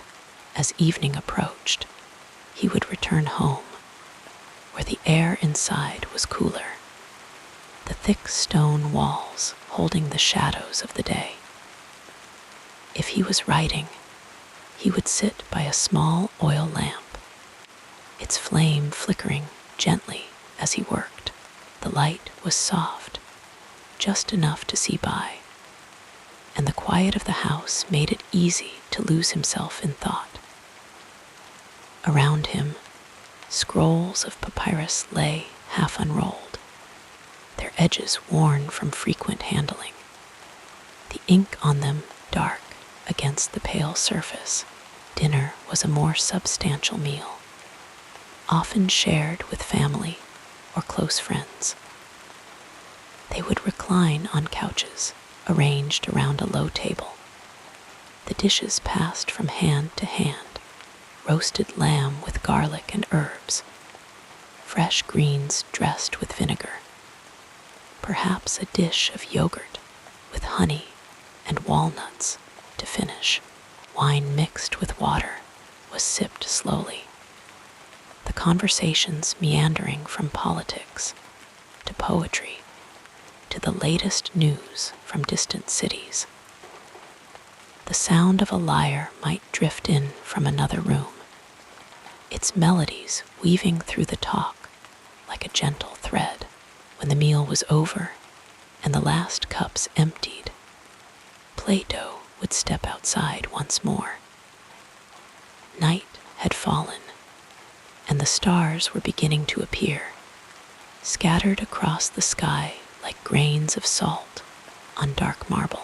He would walk through the garden, his fingers brushing against the leaves of the olive trees, the scent of the earth rising around him. Sometimes he would pause to look up at the moon, its pale glow casting long shadows, and he would feel the weight of the day lifting from his shoulders. Later, in the quiet of his chamber, he would prepare for sleep. The bed was simple, a wooden frame with a mattress stuffed with wool, covered in linen sheets that had been aired in the sun. He would lie down, letting his body settle into the familiar contours, and close his eyes.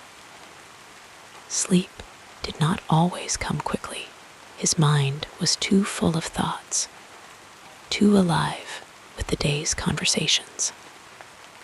But when it did, it was with the comfort of knowing that tomorrow would bring more of the same, more walks, more talk, more quiet moments of wonder.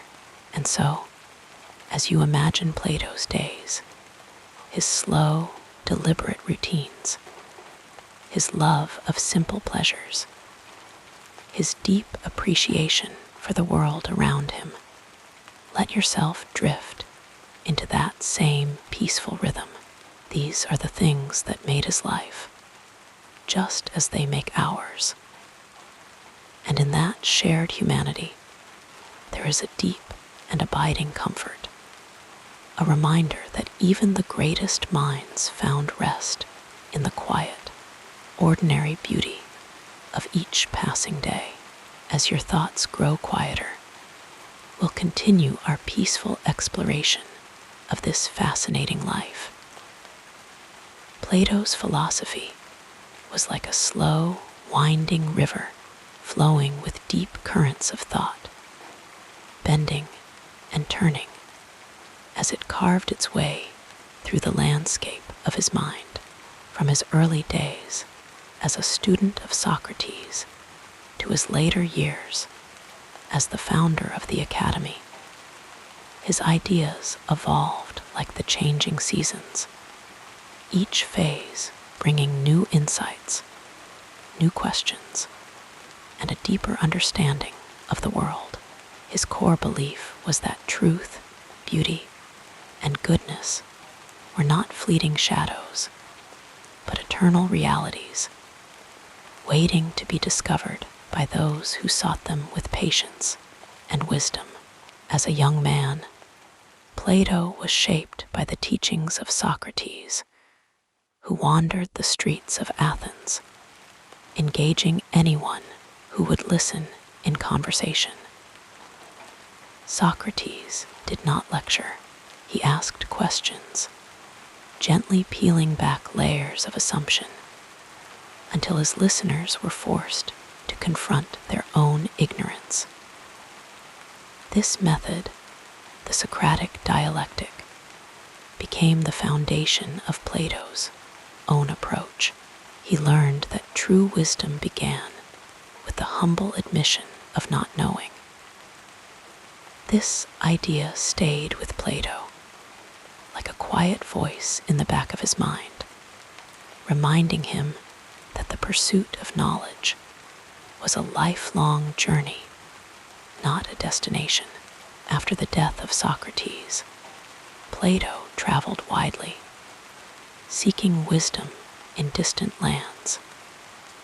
He studied mathematics in Egypt, learned from the mystics of Italy, and absorbed the teachings of Pythagoras, who believed that numbers held the secrets of the universe.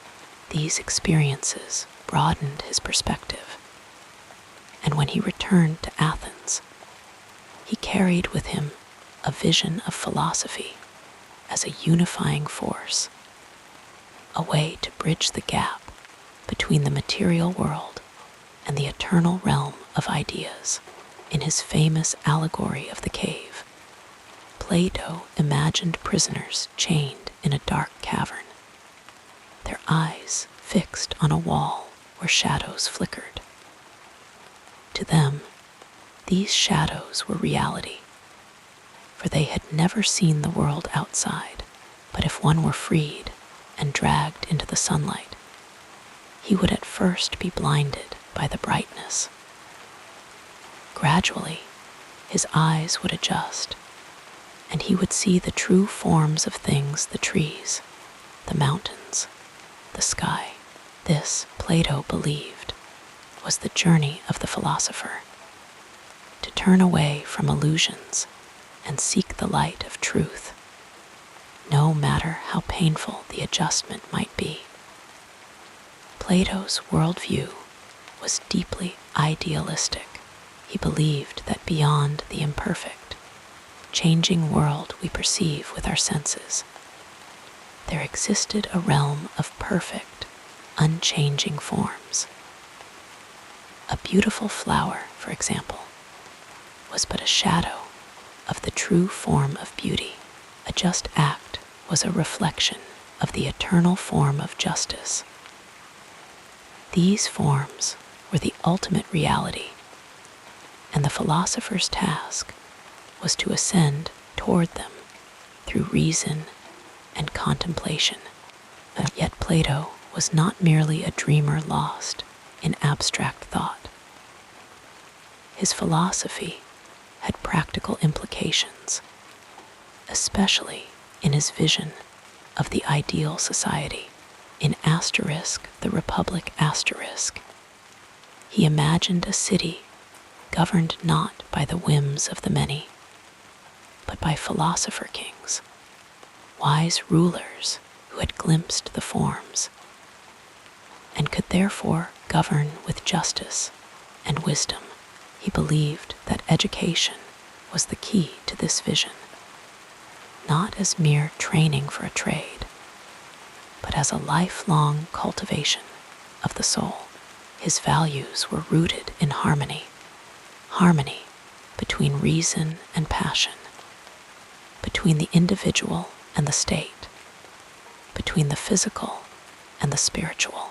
He saw the human soul as divided into three parts: the rational, the spirited, and the appetitive. True virtue, he believed, came when reason guided the other two. Much like a charioteer steering his horses, the measure of a man is what he does with power, he once observed, a reminder that wisdom must temper strength, lest it become tyranny. Over time, Plato's thinking deepened and matured. In his later works, such as the Laws asterisk, he acknowledged the limitations of human nature, recognizing that even the best systems could not eliminate imperfection. Yet he never abandoned his belief in the power of ideas to shape the world.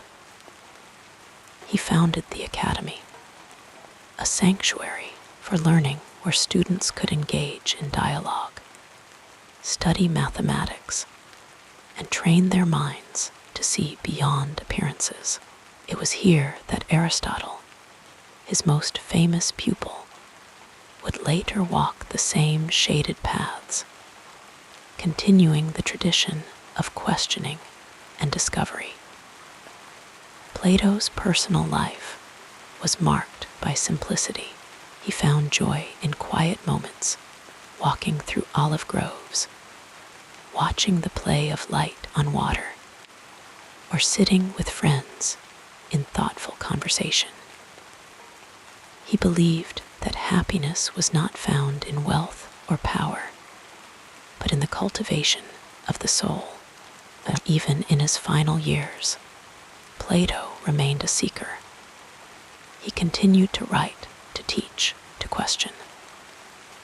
Whether or not these were his exact words, they capture his lifelong belief in the dignity of the human mind and its capacity for reason and virtue.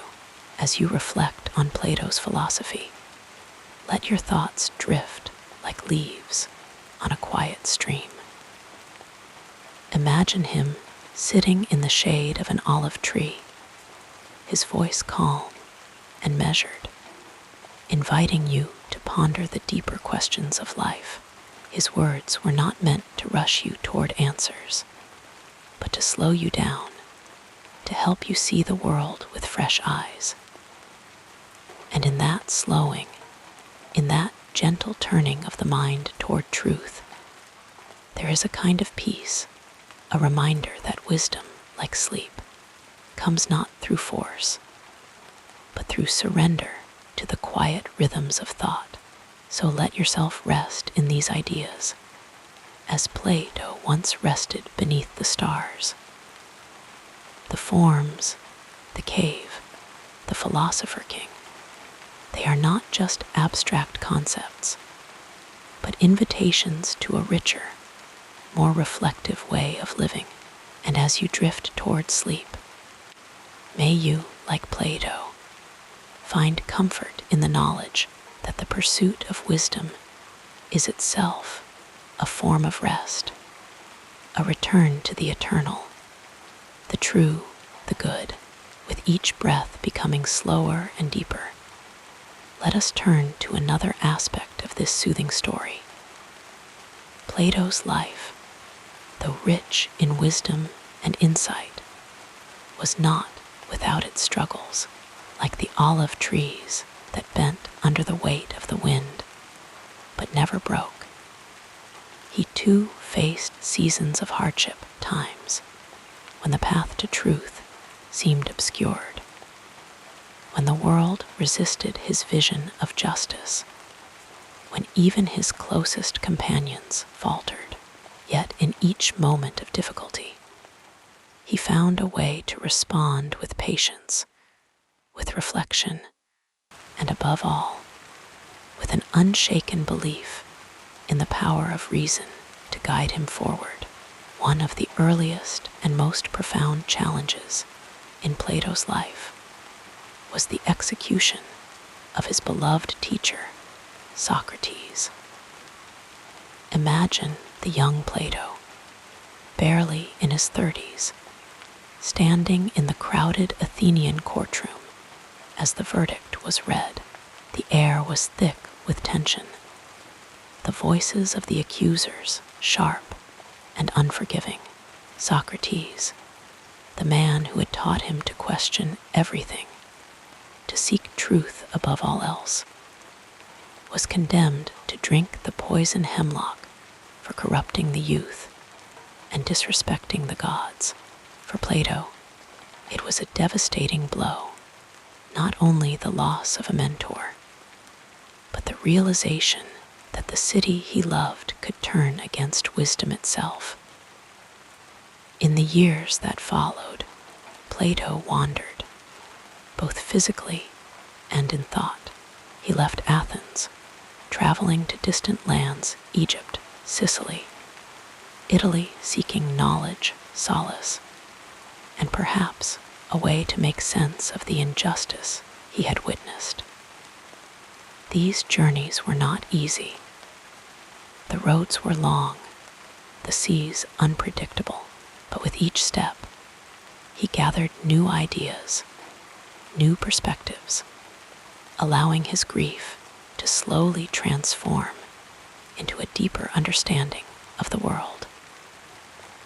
He learned that wisdom was not confined to one place or one people, that truth could be found even in the most unexpected corners of the earth. When he returned to Athens, he carried with him the seeds of what would become the Academy, the first institution of higher learning in the Western world. But even here, obstacles arose. Not everyone welcomed his teachings. Some mocked his ideas as impractical, his dialogues as mere poetry rather than philosophy.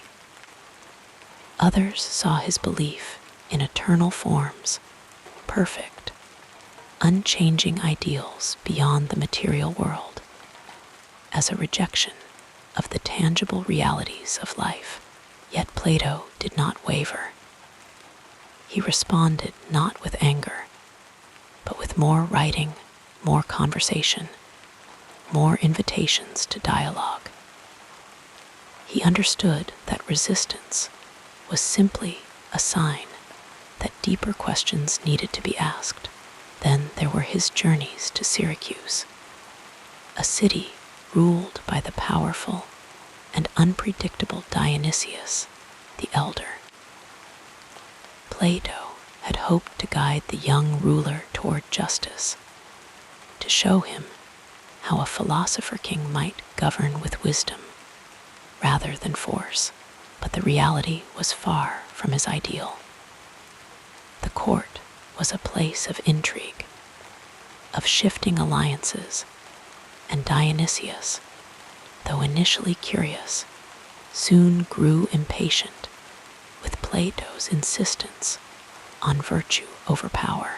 In time, Plato found himself not as an advisor, but as a prisoner, sold into slavery by the very ruler he had sought to teach.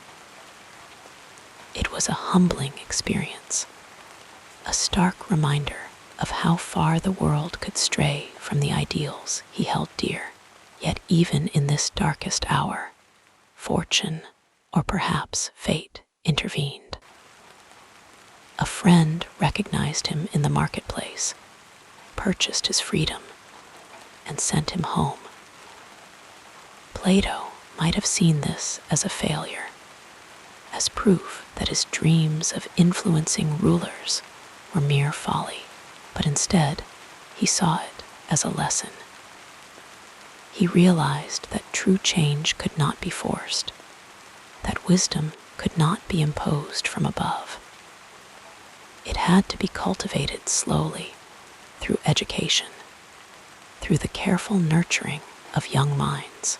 And so he returned to Athens, to his academy, where he continued to teach, to write, to plant the seeds of philosophy in those who were willing to listen. Even in his later years, challenges persisted. His health began to decline, his body growing weary, even as his mind remained sharp. Some of his students, like Aristotle, began to question his teachings, forging their own paths in philosophy. Yet Plato met these changes not with resistance, but with quiet acceptance. He understood that ideas, like rivers, must flow onward, that even the greatest truths must be tested and re-examined by each new generation. Through all of this, Plato's greatest lesson was not in how to avoid hardship, but in how to move through it with grace. He showed that setbacks were not endings, but opportunities to reflect, to adapt, to deepen one's understanding. When the world seemed unjust, he turned to reason. When others refused to listen, he wrote another dialogue. When his body grew weak, he rested beneath the olive trees, letting the whispers of the leaves remind him that wisdom was not a destination, but a journey. And so, as you rest tonight, let Plato's resilience lull you like a gentle tide. His struggles were many, but his response was always the same: to return again and again to the quiet pursuit of truth. There is comfort in knowing that even the greatest minds faced obstacles, that even they had moments of doubt, but there is deeper comfort still in seeing how they pressed on, not with haste, not with force, but with the steady, unhurried certainty that the path of wisdom is walked one step at a time, one breath at a time, until at last, like Plato beneath the stars, we too can find peace in the unfolding of the journey. The tapestry of this remarkable life unfolds further as we gently explore the next meaningful period.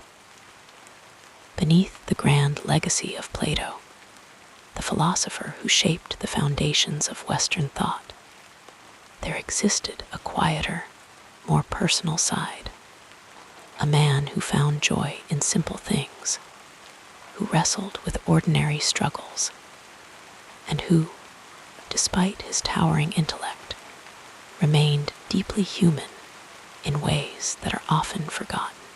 The Plato we know from history is the thinker, the teacher, the writer of dialogues that still echo across centuries.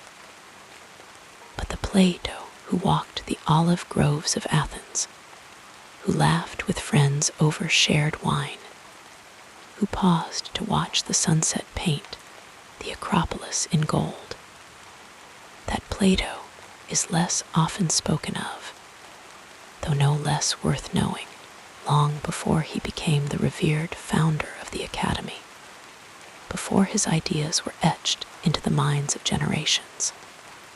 Plato was a young man with passions beyond philosophy. Few remember that he had once been an athlete, competing in the Isthmian Games, where runners and wrestlers gathered to test their strength.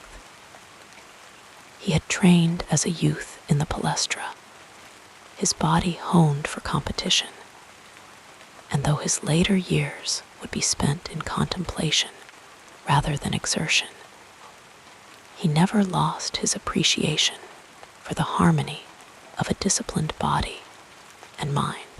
In his writings, he often spoke of balance, of the way physical grace could mirror the beauty of a well-ordered soul. Perhaps it was those early days of running under the open sky that first taught him the value of rhythm, both in movement and in thought. Then there was his love of music, a thread woven quietly through his life.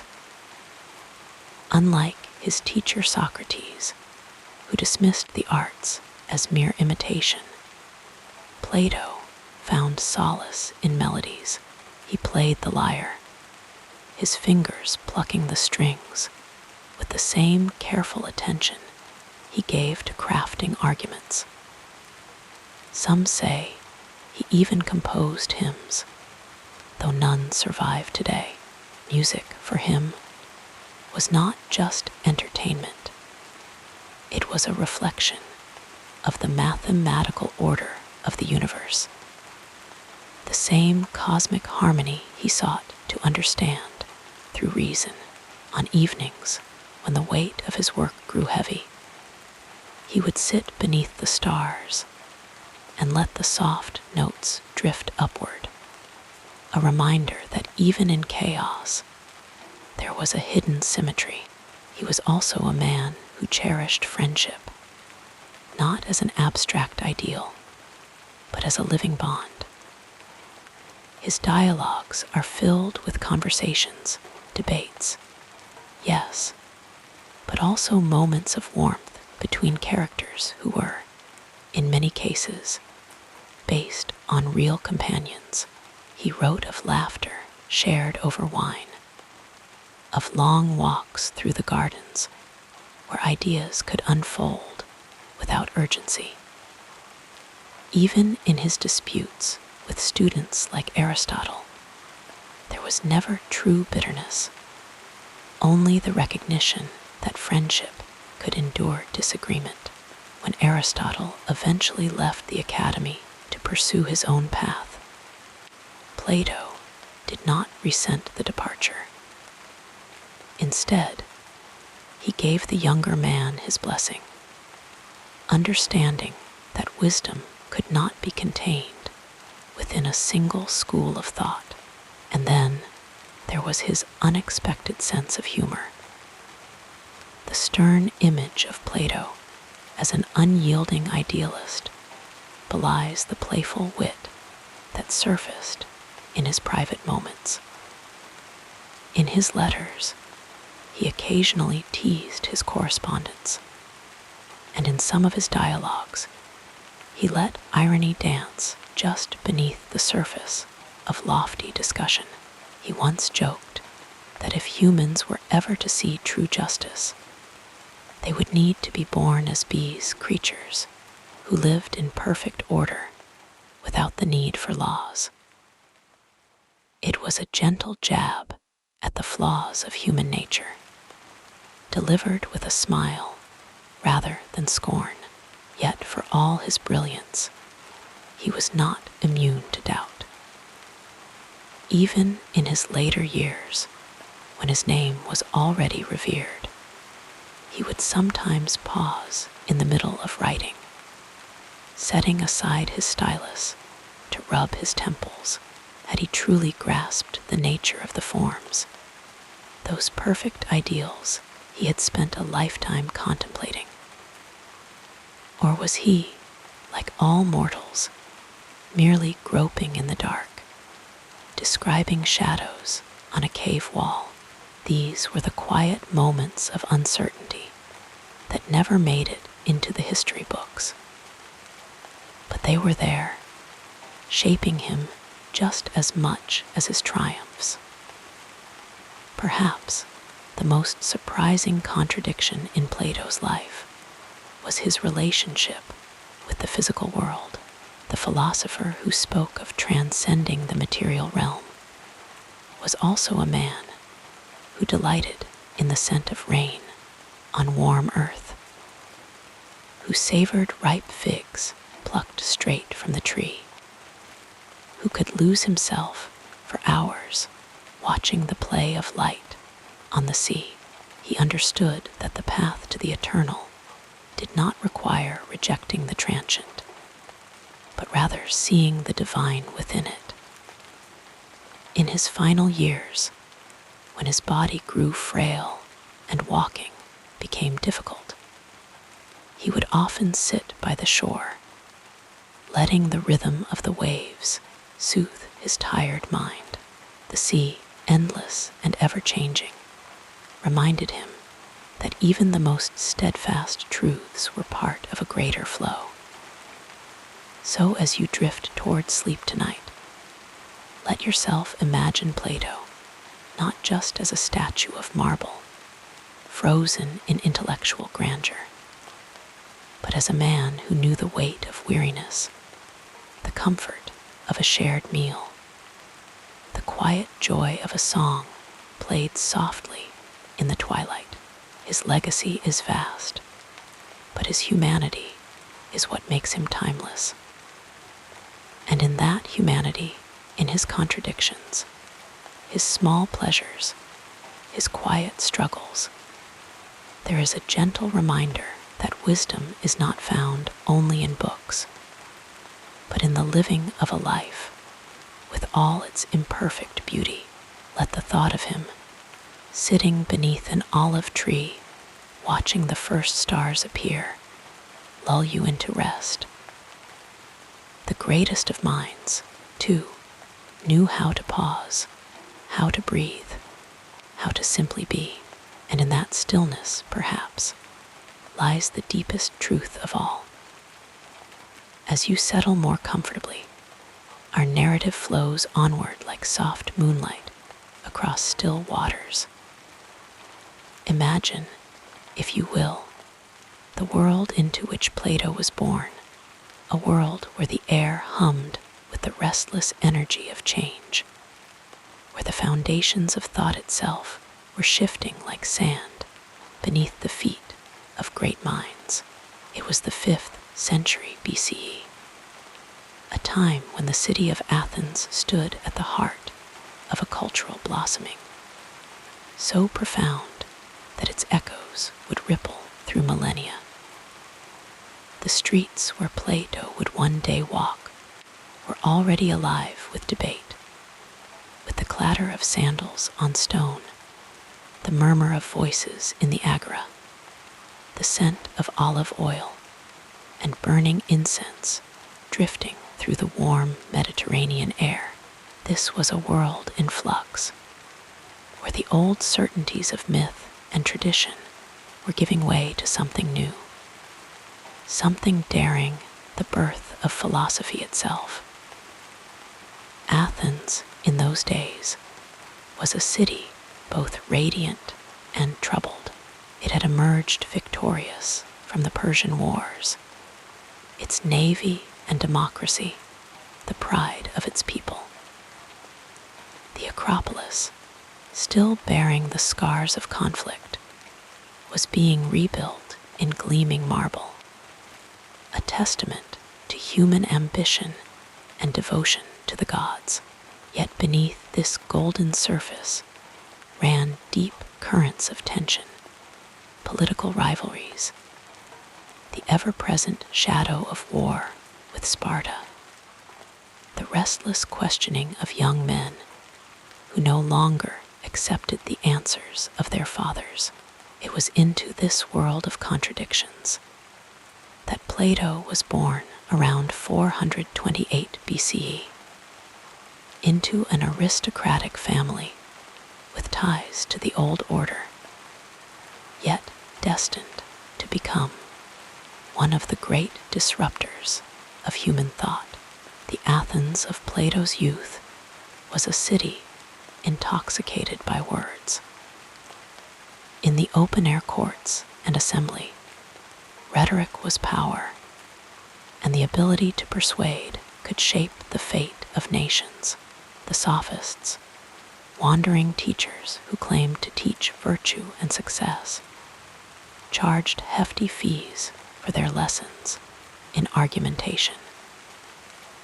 They thrived in this new age of skepticism, where truth seemed as malleable as clay in the hands of a skilled speaker.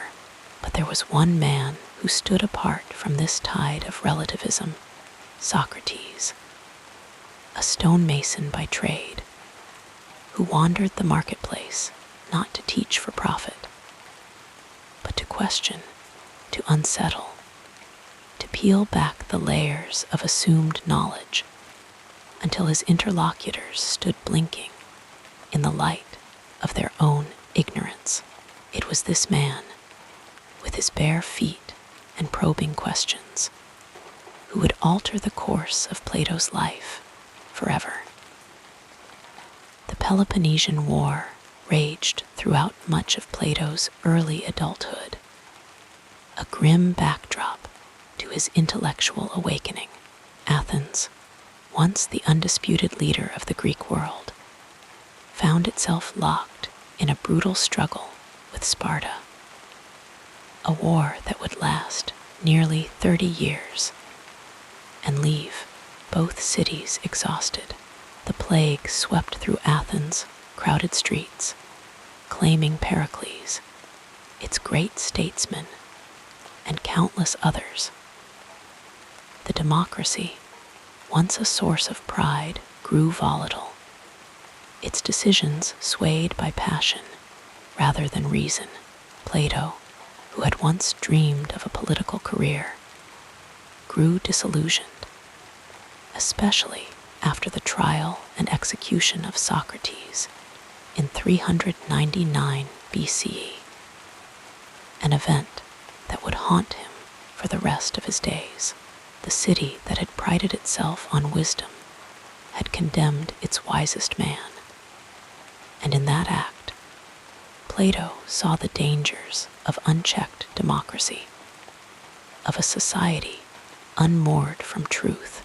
In the years following Socrates' death, Plato wandered, seeking understanding far from the city that had broken his heart. He traveled to Italy, to Egypt, perhaps even farther, drinking in the knowledge of other cultures, other ways of seeing the world. In the quiet of these journeys, his own philosophy began to take shape, a vision that sought not just to understand the world, but to transcend its illusions. He came to believe that the fleeting, imperfect things we see around us are but shadows of eternal, unchanging forms, the perfect essence of justice, beauty, truth, which exist beyond the reach of our senses. The physical world, for all its pleasures and pains, was a realm of becoming, not being. And yet, as we've seen, Plato never fully turned away from the sensory world. Even as he spoke of transcending it, he found wonder in its textures, its flavors, its fleeting beauty. When he returned to Athens around 387 BCE, he founded the Academy, a sanctuary of learning nestled in a grove of olive trees just beyond the city walls. Here, under the dappled shade, students gathered not to master rhetoric for political gain, but to pursue knowledge for its own sake. The curriculum was rigorous: mathematics, astronomy, dialectic, all designed to train the mind to ascend from the world of appearances to the realm of pure thought. The Academy would endure for nearly 9 centuries, the longest-running institution of higher learning in the ancient world, a testament to the enduring power of Plato's vision. The world outside, however, remained tumultuous. The 4th century BCE was an age of shifting alliances, of rising powers like Thebes and Macedon beginning to eclipse the old city-states. Plato, though wary of politics, could not entirely turn away from it. His journeys to Syracuse, his attempts to guide the young tyrant Dionysius II toward philosopher kingship, ended in disappointment. Yet these ventures revealed his enduring hope that reason might one day govern human affairs. And through it all, he wrote dialogues that were not dry treatises, but living conversations, full of humor, frustration, and sudden flashes of insight. In these pages, Socrates lived again, his voice animated by Plato's pen, asking, probing, leading his listeners toward truths they had always sensed, but never articulated. The Republic, perhaps his most famous work, painted a vision of a just society ruled by philosopher kings, a city where each soul found its proper place in the harmony of the whole. Yet even here, in this grand blueprint for utopia, there were moments of quiet humanity. The metaphor of the cave, where prisoners mistake shadows for reality, speaks not just of abstract epistemology, but of the struggle every person faces in awakening to truth. Plato's later years were marked by a deepening of his thought, a turning inward. In dialogues like the Timaeus, he pondered the origins of the cosmos, the interplay of reason and necessity in the fabric of reality. In the Laws, his final and most practical work, he sketched a society governed not by ideal philosopher kings, but by painstakingly crafted laws, a concession, perhaps, to the frailty of human nature.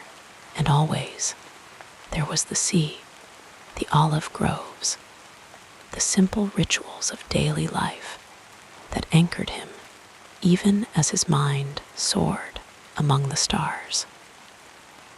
When he died around 348 BCE, he left behind not just a body of work, but a way of thinking that would shape the course of Western civilization.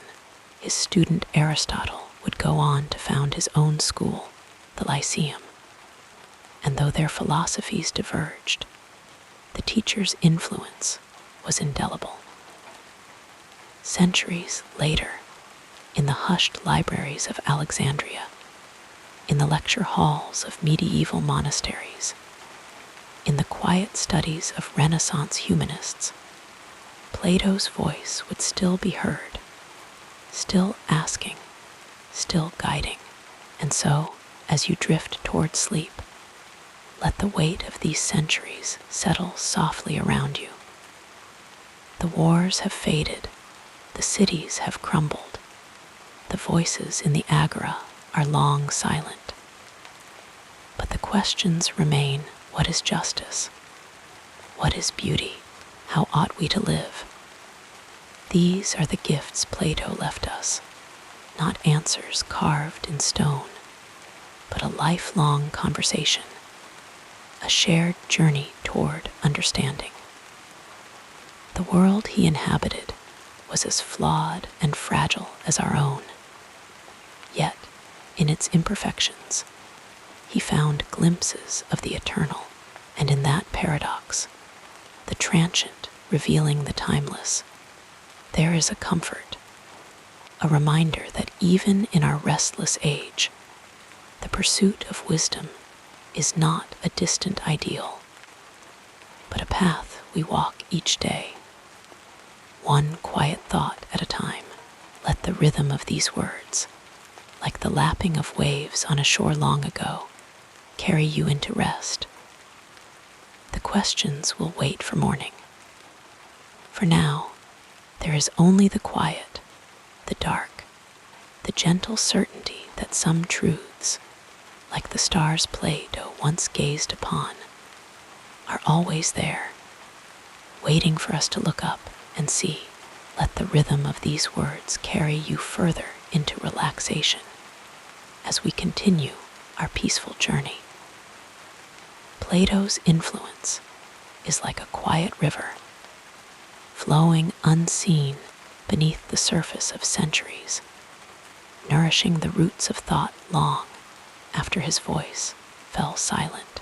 It is not just in philosophy that his presence lingers, but in art, politics, education, and even the way we imagine the world itself.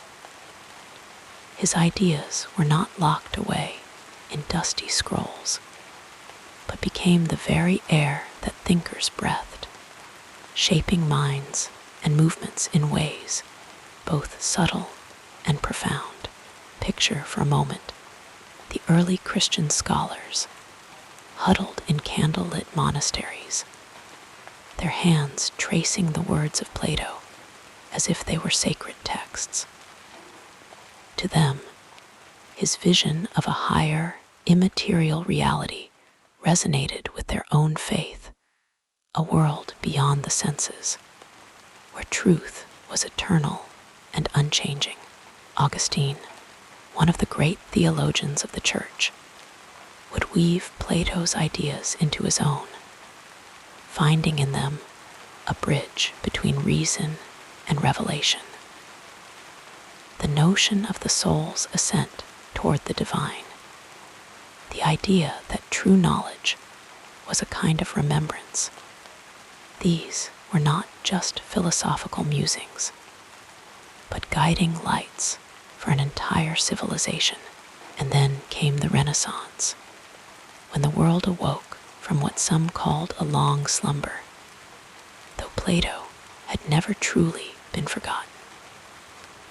In Florence, Marsilio Ficino sat at his desk, translating the dialogues into Latin, his quill scratching softly against parchment as he worked to bring Plato back to the center of European thought.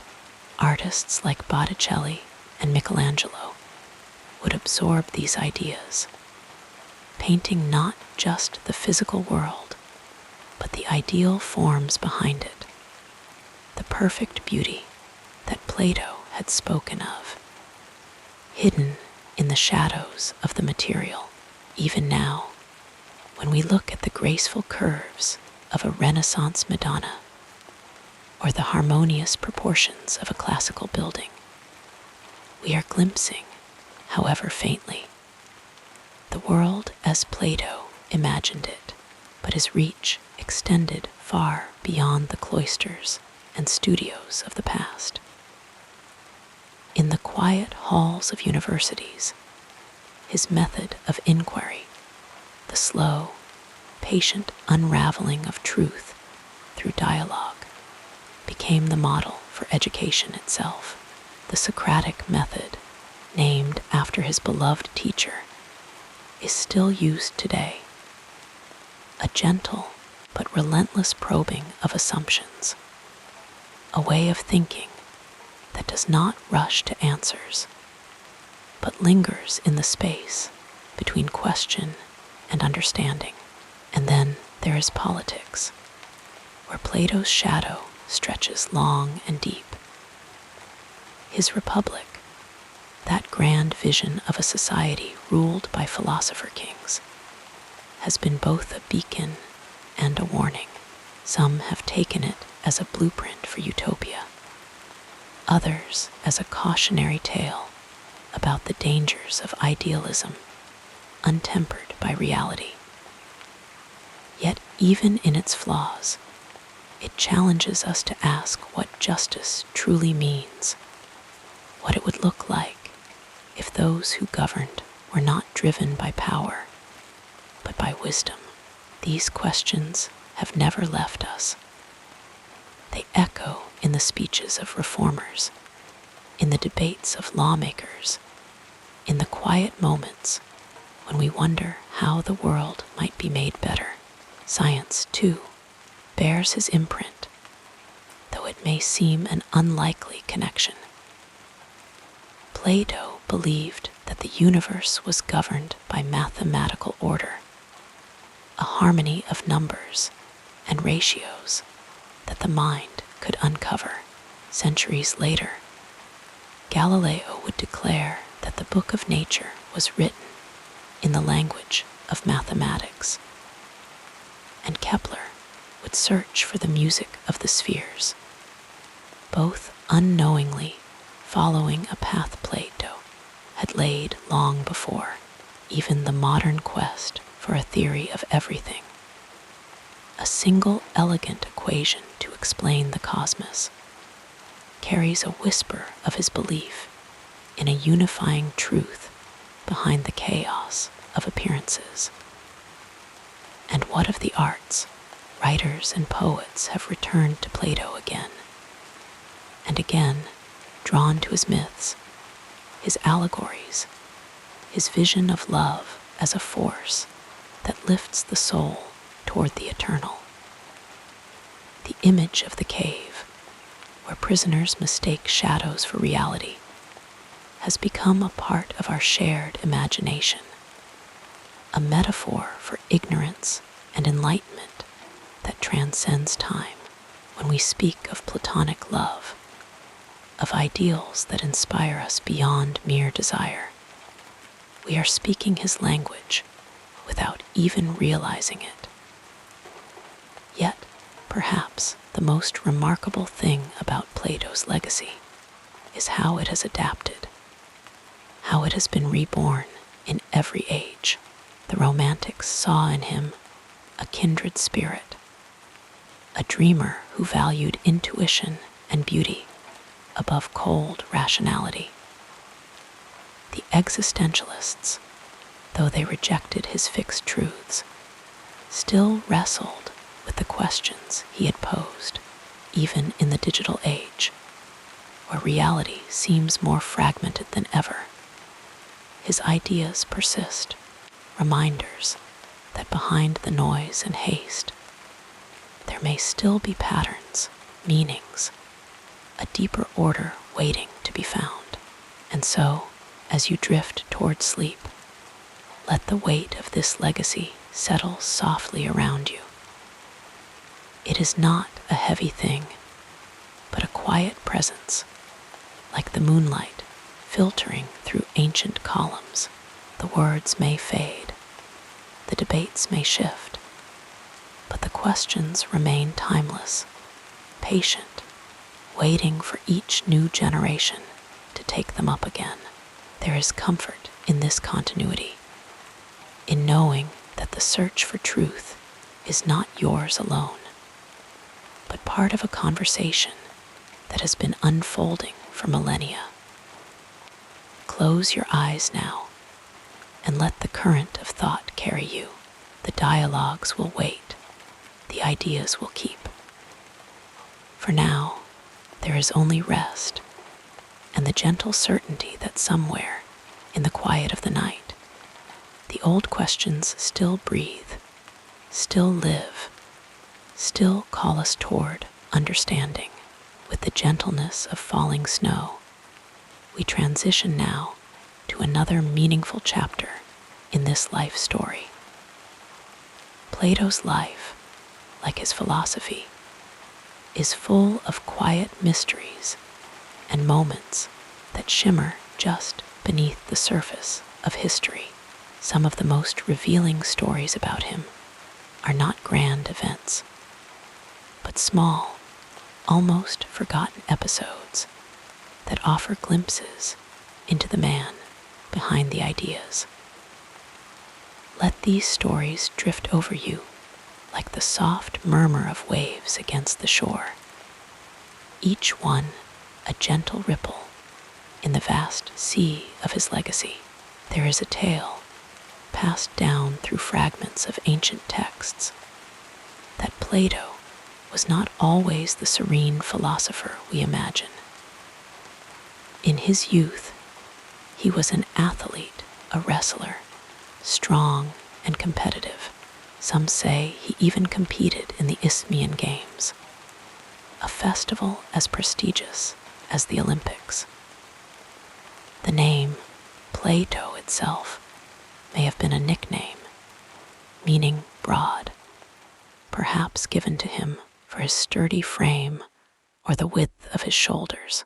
It's a quiet irony that this man, who would later teach that the body is but a shadow of the soul, was once known for his physical strength. When he was young, Plato dreamed of being a playwright. He wrote tragedies, or so the story goes, and carried them to the theaters of Athens, hoping to hear his words spoken before an audience. But then, one day, he encountered Socrates in the marketplace, and everything changed. The old philosopher's questions unraveled the young man's certainties, and Plato, it is said, took his poems and burned them. From that moment, he turned to philosophy, though traces of the poet never left him. His dialogues are full of drama, of characters who speak as if on a stage, their words weighted with meaning. One of the most tender stories about Plato comes from his time in Syracuse. He had traveled there at the invitation of Dionysius the Elder, the ruler of the city, who fancied himself a patron of wisdom.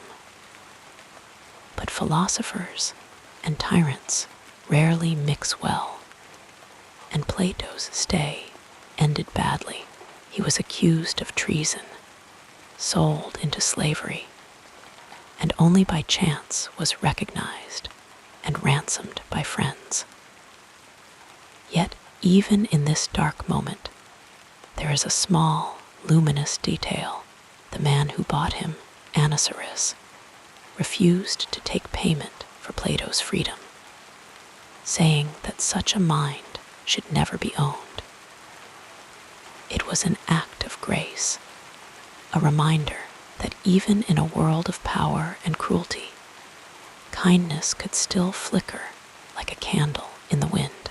Plato's Academy, the first true university in the Western world, was not a grand building of marble and gold, but a grove of olive trees just outside Athens. There, beneath the shifting shade of leaves, students gathered not to memorize doctrines, but to wander through questions. What is justice? What is love? How can we know the truth? The atmosphere was one of quiet reflection, of long walks and longer conversations.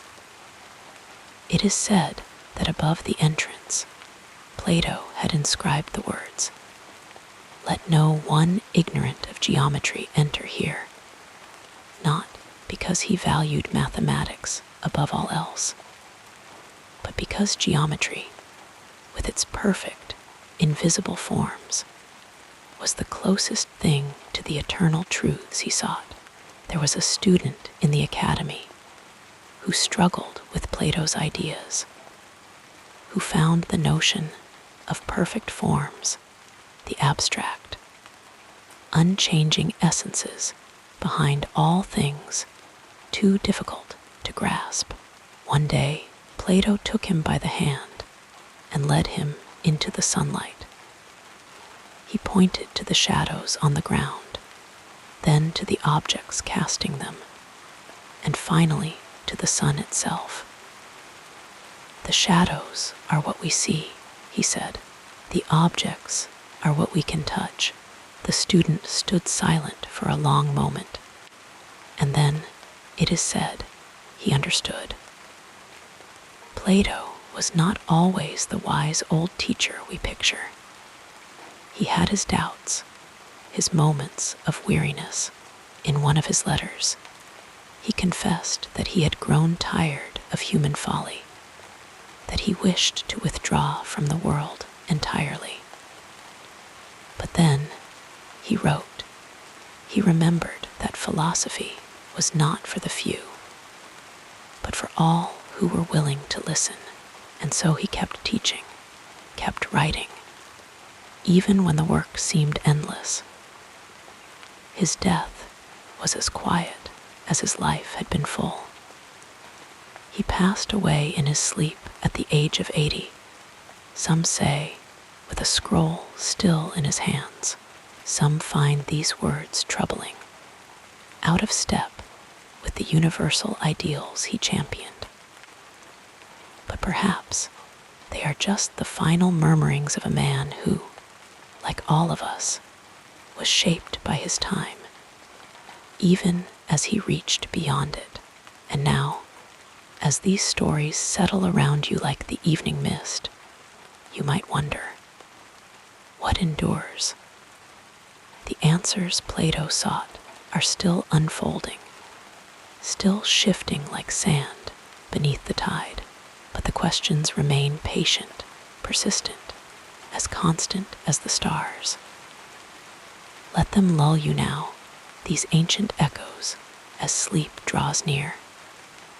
The olive trees still whisper, the shadows still dance, and somewhere in the quiet of the night, the old search for wisdom continues, soft and unbroken, like a river flowing in the dark. As your eyelids grow heavier, we'll softly explore another dimension of this fascinating biography. As Plato entered his later years, his once dark beard had turned to silver, and his steps had grown slower, but his mind remained as sharp as ever. He would walk through the olive groves of the academy in the cool of the evening, the leaves rustling softly around him like whispers of the past. His students, now grown into thinkers and teachers themselves, still gathered to listen, though the questions had deepened, the conversations grown more reflective.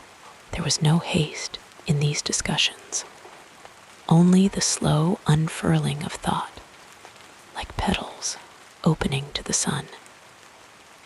His final works were not the fiery dialogues of his youth, where Socrates sparred with sophists and politicians. Instead, they were quieter, more contemplative, as if written by a man who had seen much and wished to distill what mattered most. The Laws Asterisk, his last great work, was a meditation on justice, not in the ideal city of the Republic Asterisk, but in the flawed, real world where laws must bend to human weakness. It was less a blueprint than a sigh, a recognition that perfection eludes us, yet the striving itself is noble. He wrote of education, of music, of the rhythms of life that shape a society, all with the patience of one who knows time is running short. Even as his body weakened, his curiosity did not.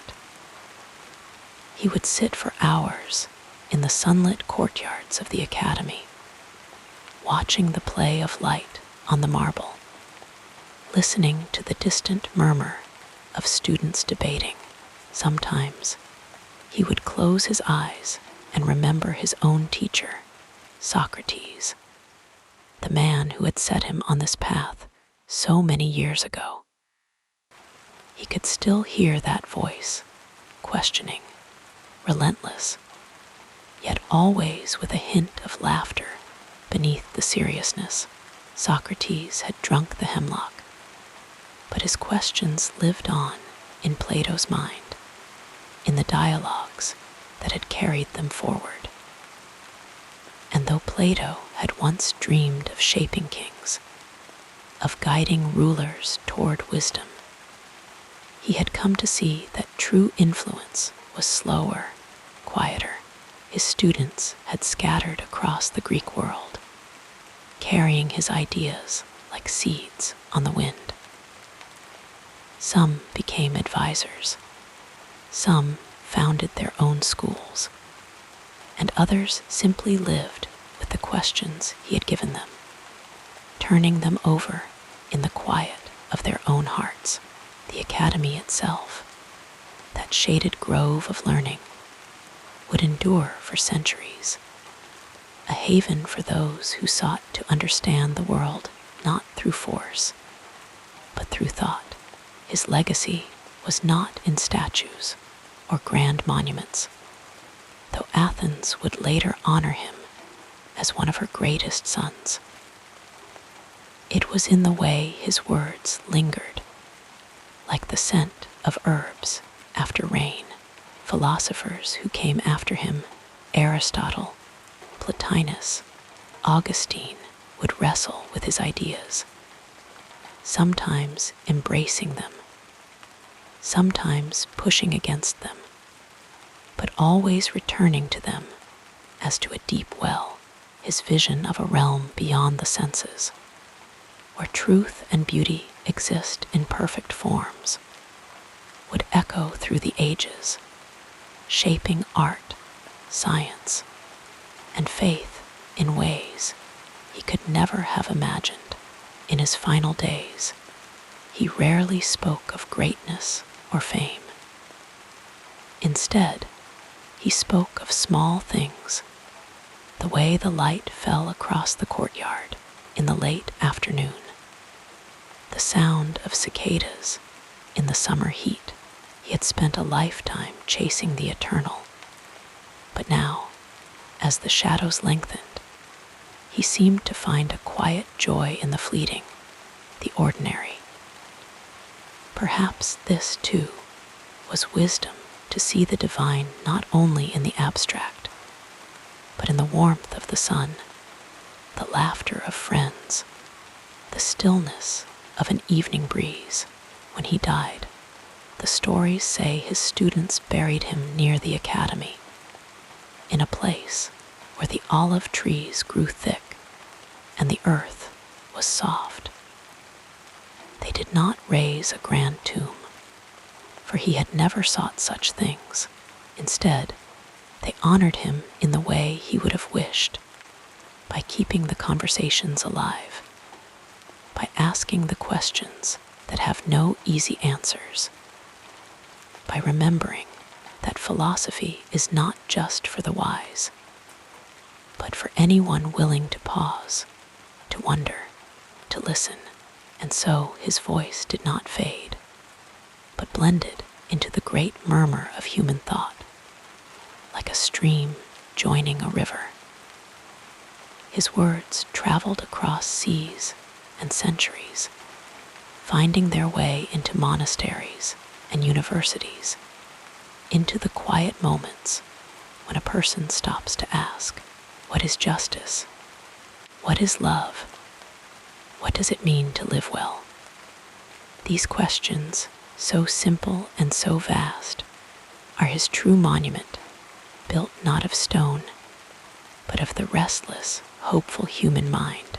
Now, as the night deepens and the stars turn slowly overhead, you might imagine him there still, walking beneath the olives, his sandals whispering against the earth. The air is sweet with the scent of time, the distant sound of a lyre drifting on the breeze.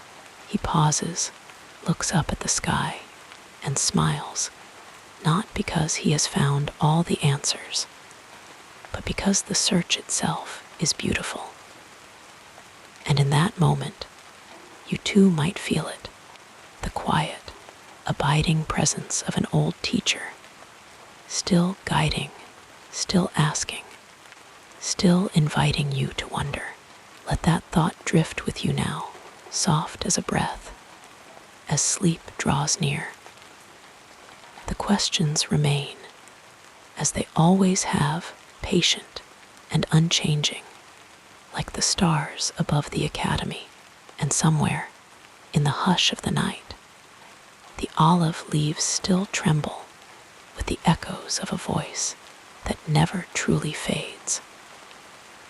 The gentle cadence of our story continues, flowing like a peaceful stream through the next chapter. Plato's voice, so clear and searching in the golden light of ancient Athens, did not vanish with the passing of centuries. Instead, it settled like fine dust into the folds of history, waiting to be stirred again by thinkers, dreamers, and seekers in every age. His questions about truth, beauty, justice did not belong to him alone. They became part of the great conversation of humanity, whispered in lecture halls, debated in quiet studies, pondered under the flickering light of candles long after the sun had set. In the hushed corridors of medieval monasteries, monks bent over fragile manuscripts, carefully copying Plato's dialogues by hand. The words, though written in Greek, spoke across time, finding echoes in the minds of scholars who saw in them a glimmer of divine wisdom. Augustine, wrestling with faith and reason, heard in Plato's ideas a reflection of the eternal truths he sought in Christianity.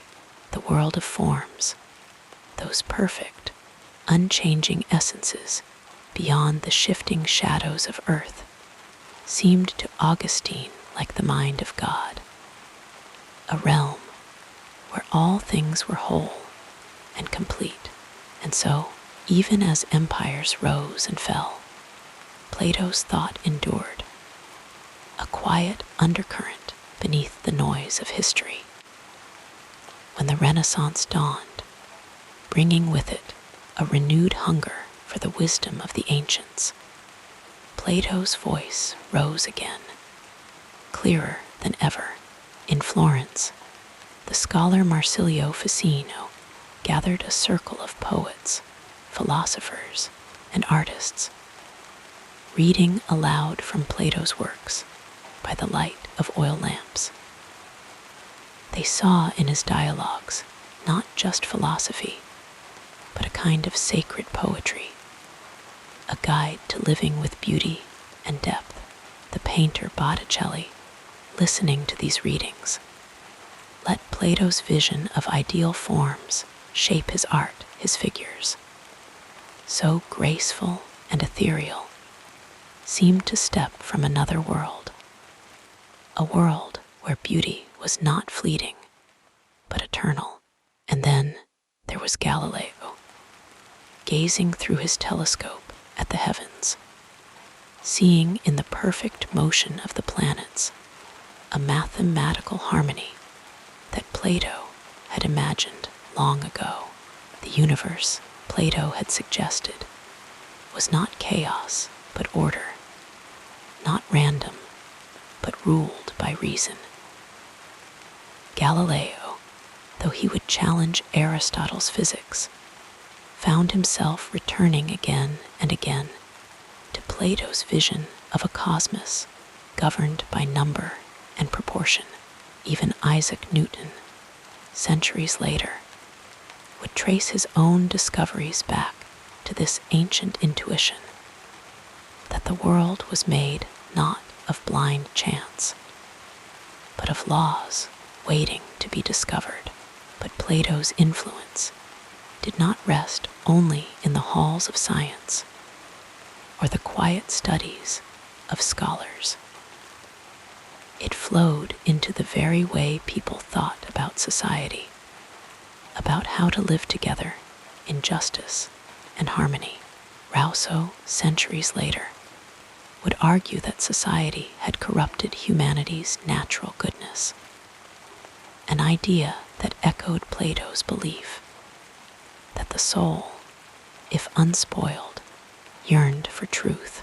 Even the framers of modern democracies, though they rejected Plato's philosopher kings, could not escape his questions. What makes a government just? How do we balance freedom with order in the 19th century as the world grew louder with industry and revolution? Plato's voice found new listeners. The poet Percy Shelley carried a copy of Plato's works with him always, seeing in the dialogues a kind of music, a song of the mind that could lift the spirit above the mundane. The philosopher Hegel wove Plato's dialectic, the back and forth of question and answer, into his own vast system, believing that history itself was a kind of conversation, moving toward greater understanding. And Nietzsche, though he would rage against Plato's idealism, could not help but wrestle with him, as if the old philosopher were a ghost that would not leave his thoughts.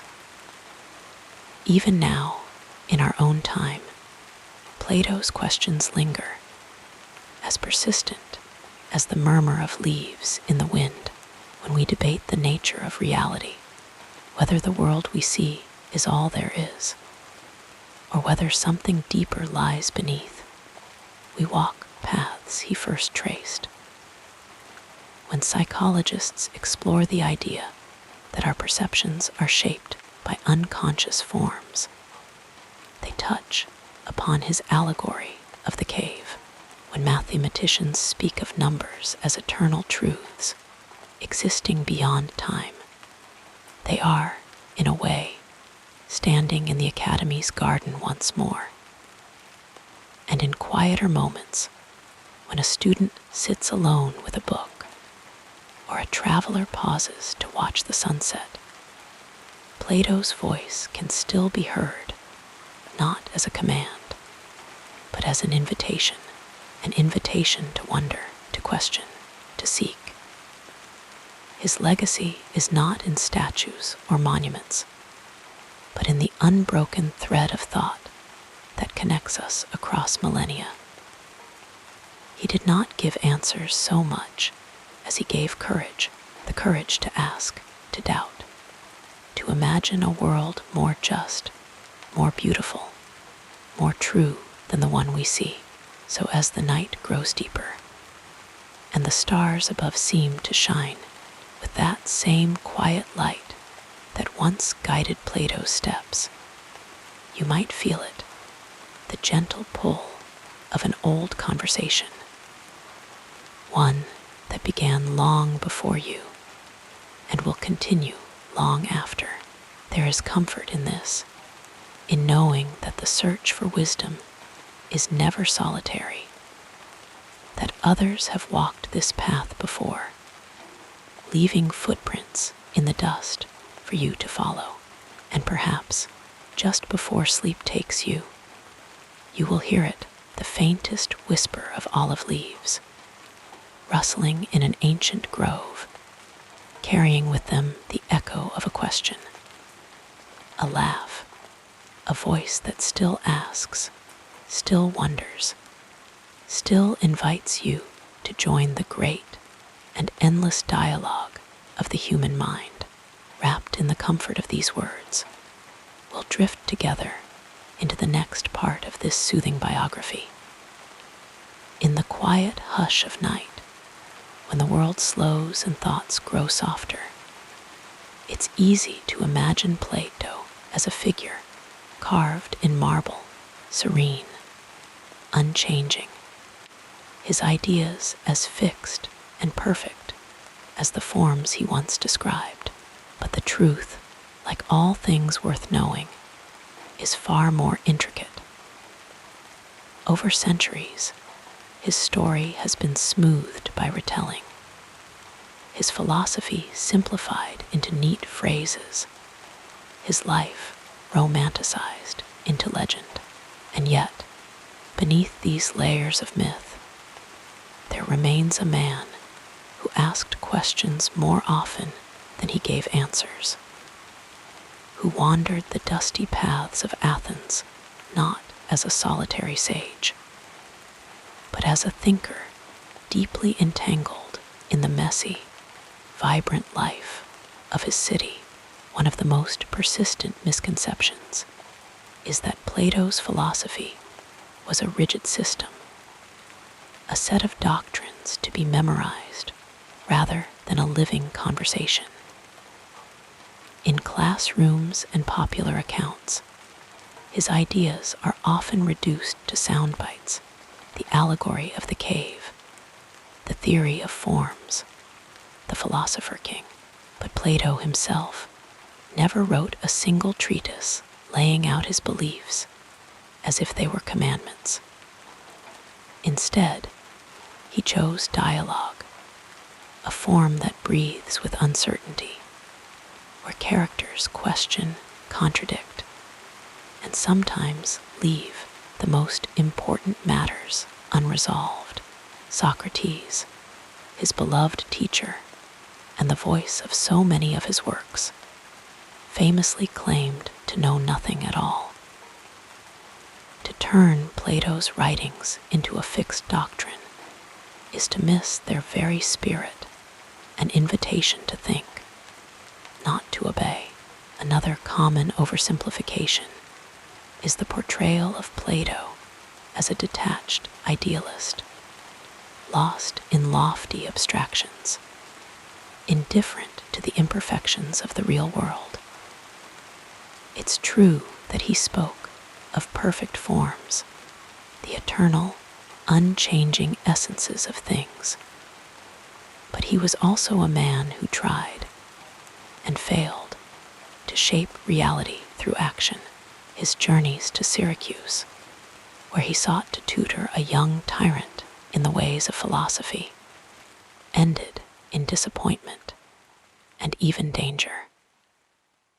These attempts reveal not an aloof dreamer, but someone who believed wisdom should touch the earth, who was willing to risk failure in the messy work of politics. His idealism was not an escape, but a challenge, a refusal to accept the world as it was, and a call to imagine how it might be. Then there is the matter of the academy, the school he founded, often pictured as a tranquil retreat where enlightened minds discussed abstract truths, far from the noise of the marketplace.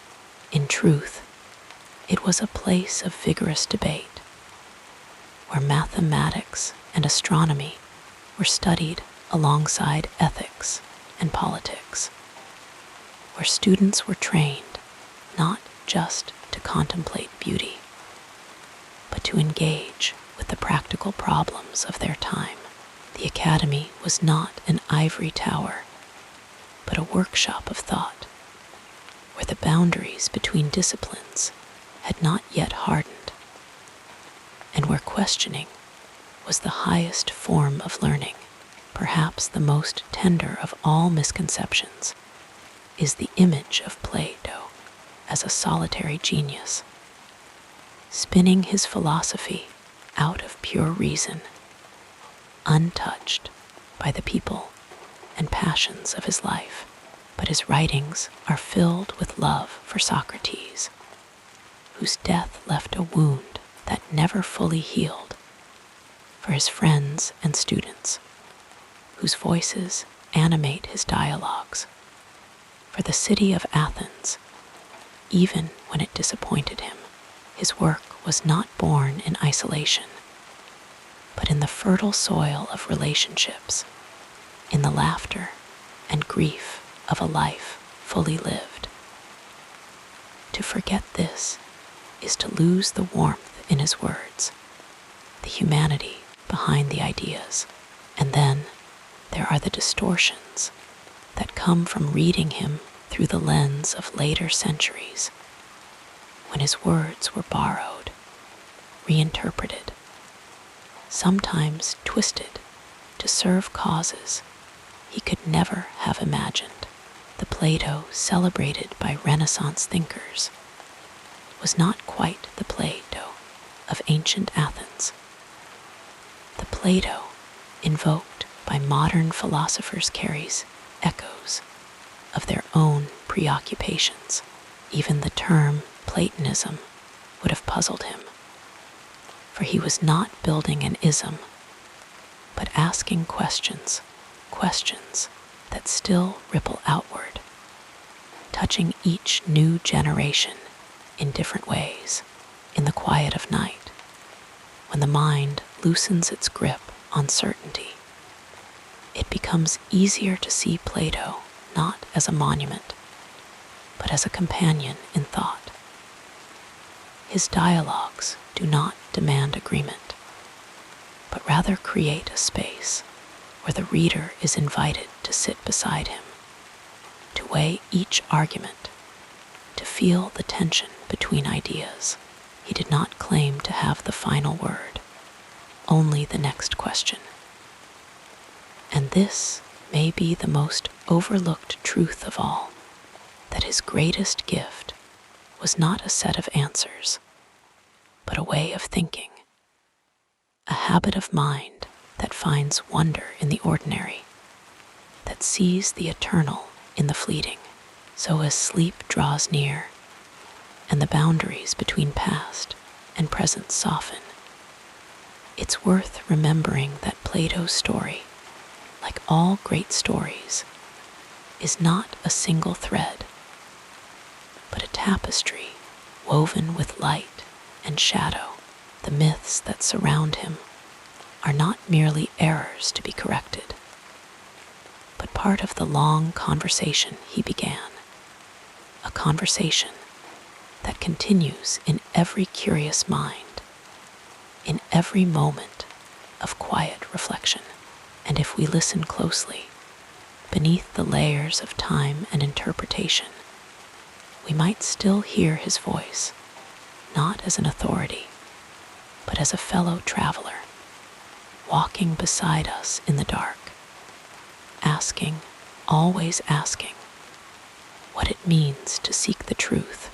And so the night deepens, and the stars, those ancient witnesses, seem to nod in quiet understanding. For they have seen how ideas, like constellations, are traced and retraced by each new generation, how the same points of light can form different patterns in the eyes of different beholders. Plato's legacy is not in the myths we tell about him, but in the unbroken act of questioning they inspire. And as sleep finally comes, wrapping the world in softness, the last thought may be the simplest of all, that to read Plato is not to learn what he thought, but to learn how to think, how to wonder, how to keep the conversation alive. And so the whisper of olive leaves returns, not with answers, but with the gentlest of reminders that wisdom is not a destination, but a journey, and that the path, though ancient, is always new beneath our feet. Now, as we continue our gentle journey through this remarkable life, let us explore the next chapter. And so, we come to the end of our journey with Plato, not with a final word, but with a quiet exhale, like the last breath of evening before night settles in. His life, stretching across the golden age of Athens, was one of deep inquiry, of wandering through the gardens of thought, planting seeds that would grow into forests of philosophy, born into privilege, yet drawn away from politics by the unsettling execution of his beloved teacher, Socrates. Plato turned inward, seeking not power, but understanding. His academy became a sanctuary for minds eager to explore the unseen structures of reality, to ask the questions that have no easy answers. Plato's writings were not dry treatises, but living conversations, dialogues that breathed with the rhythm of human speech. Through the voices of Socrates and others, he explored justice, love, truth, and the nature of the soul, never claiming to have the final word, but always inviting the reader to step further into the mystery. His allegories, the cave, the chariot of the soul, the divided line, were not meant to be solved like riddles, but to shimmer at the edges of understanding, always just beyond full grasp, like moonlight on water. Today, his influence is woven so deeply into the fabric of Western thought that it is nearly invisible, like the steady hum of the earth beneath our feet. The very way we speak of ideals, of forms beyond the physical, traces back to his vision of a higher reality. Universities, with their quadrangles and quiet halls of learning, carry echoes of his academy. The Socratic method, that gentle but relentless questioning, still guides classrooms and courtrooms alike. Even those who have never read a word of Plato move through a world shaped by his ideas, like fish swimming in waters they do not see. But perhaps his greatest legacy is not in institutions or systems, but in the quiet moments when a solitary mind pauses to wonder, when someone gazes at the stars and feels the pull of something eternal, or when a question lingers in the air, unanswered but deeply felt. Plato is there. His presence is not that of a distant authority, but of a companion in thought, a voice that reminds us to look beyond the surface, to seek the patterns beneath the chaos. And what of the myths that have grown around him, the stories of his travels, his supposed failures, the exaggerations and embellishments? They, too, are part of his story, not as distractions, but as proof of how deeply his ideas have resonated. A man does not become a myth unless his words strike something timeless in the human heart. The legends are not mistakes to be corrected, but evidence of the long, unbroken thread connecting his time to ours. As the night deepens and the world grows still, it is easy to imagine Plato walking beside us, not as a sage dispensing wisdom, but as a fellow seeker, his lamp held low, casting just enough light to see the next step. He would not ask us to memorize his words, but to continue the dialogue, to add our own voices to the great conversation he began so long ago. For philosophy, as he understood it, was never meant to be a closed book, but an open door, an invitation to wander and wonder. And so we leave him now, not with a final conclusion, but with a slow, gentle release, like the fading of a melody into silence. His questions linger in the air, as soft as the rustle of leaves, as persistent as the turning of the stars. There is comfort in knowing that the search for truth is not a burden to be completed, but a path to be walked, one step at a time, in good company. Now, as sleep draws near, let the weight of the day dissolve like mist at morning. Let the breath slow, the thoughts soften, the body settle into the quiet embrace of rest. Imagine, if you will, the olive groves of Athens, dappled with sunlight, where once a man sat and spoke of justice and beauty, of the eternal and the ephemeral. His voice is gone, but the questions remain, hovering like fireflies in the dusk.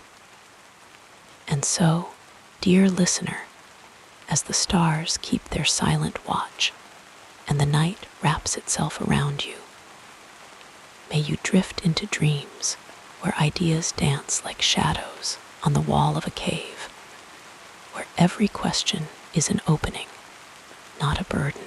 May you find rest in the knowledge that the search for wisdom is not a race, but a slow, meandering walk, and that you too are part of the long, unbroken line of those who have wondered, who have asked, who have dared to seek.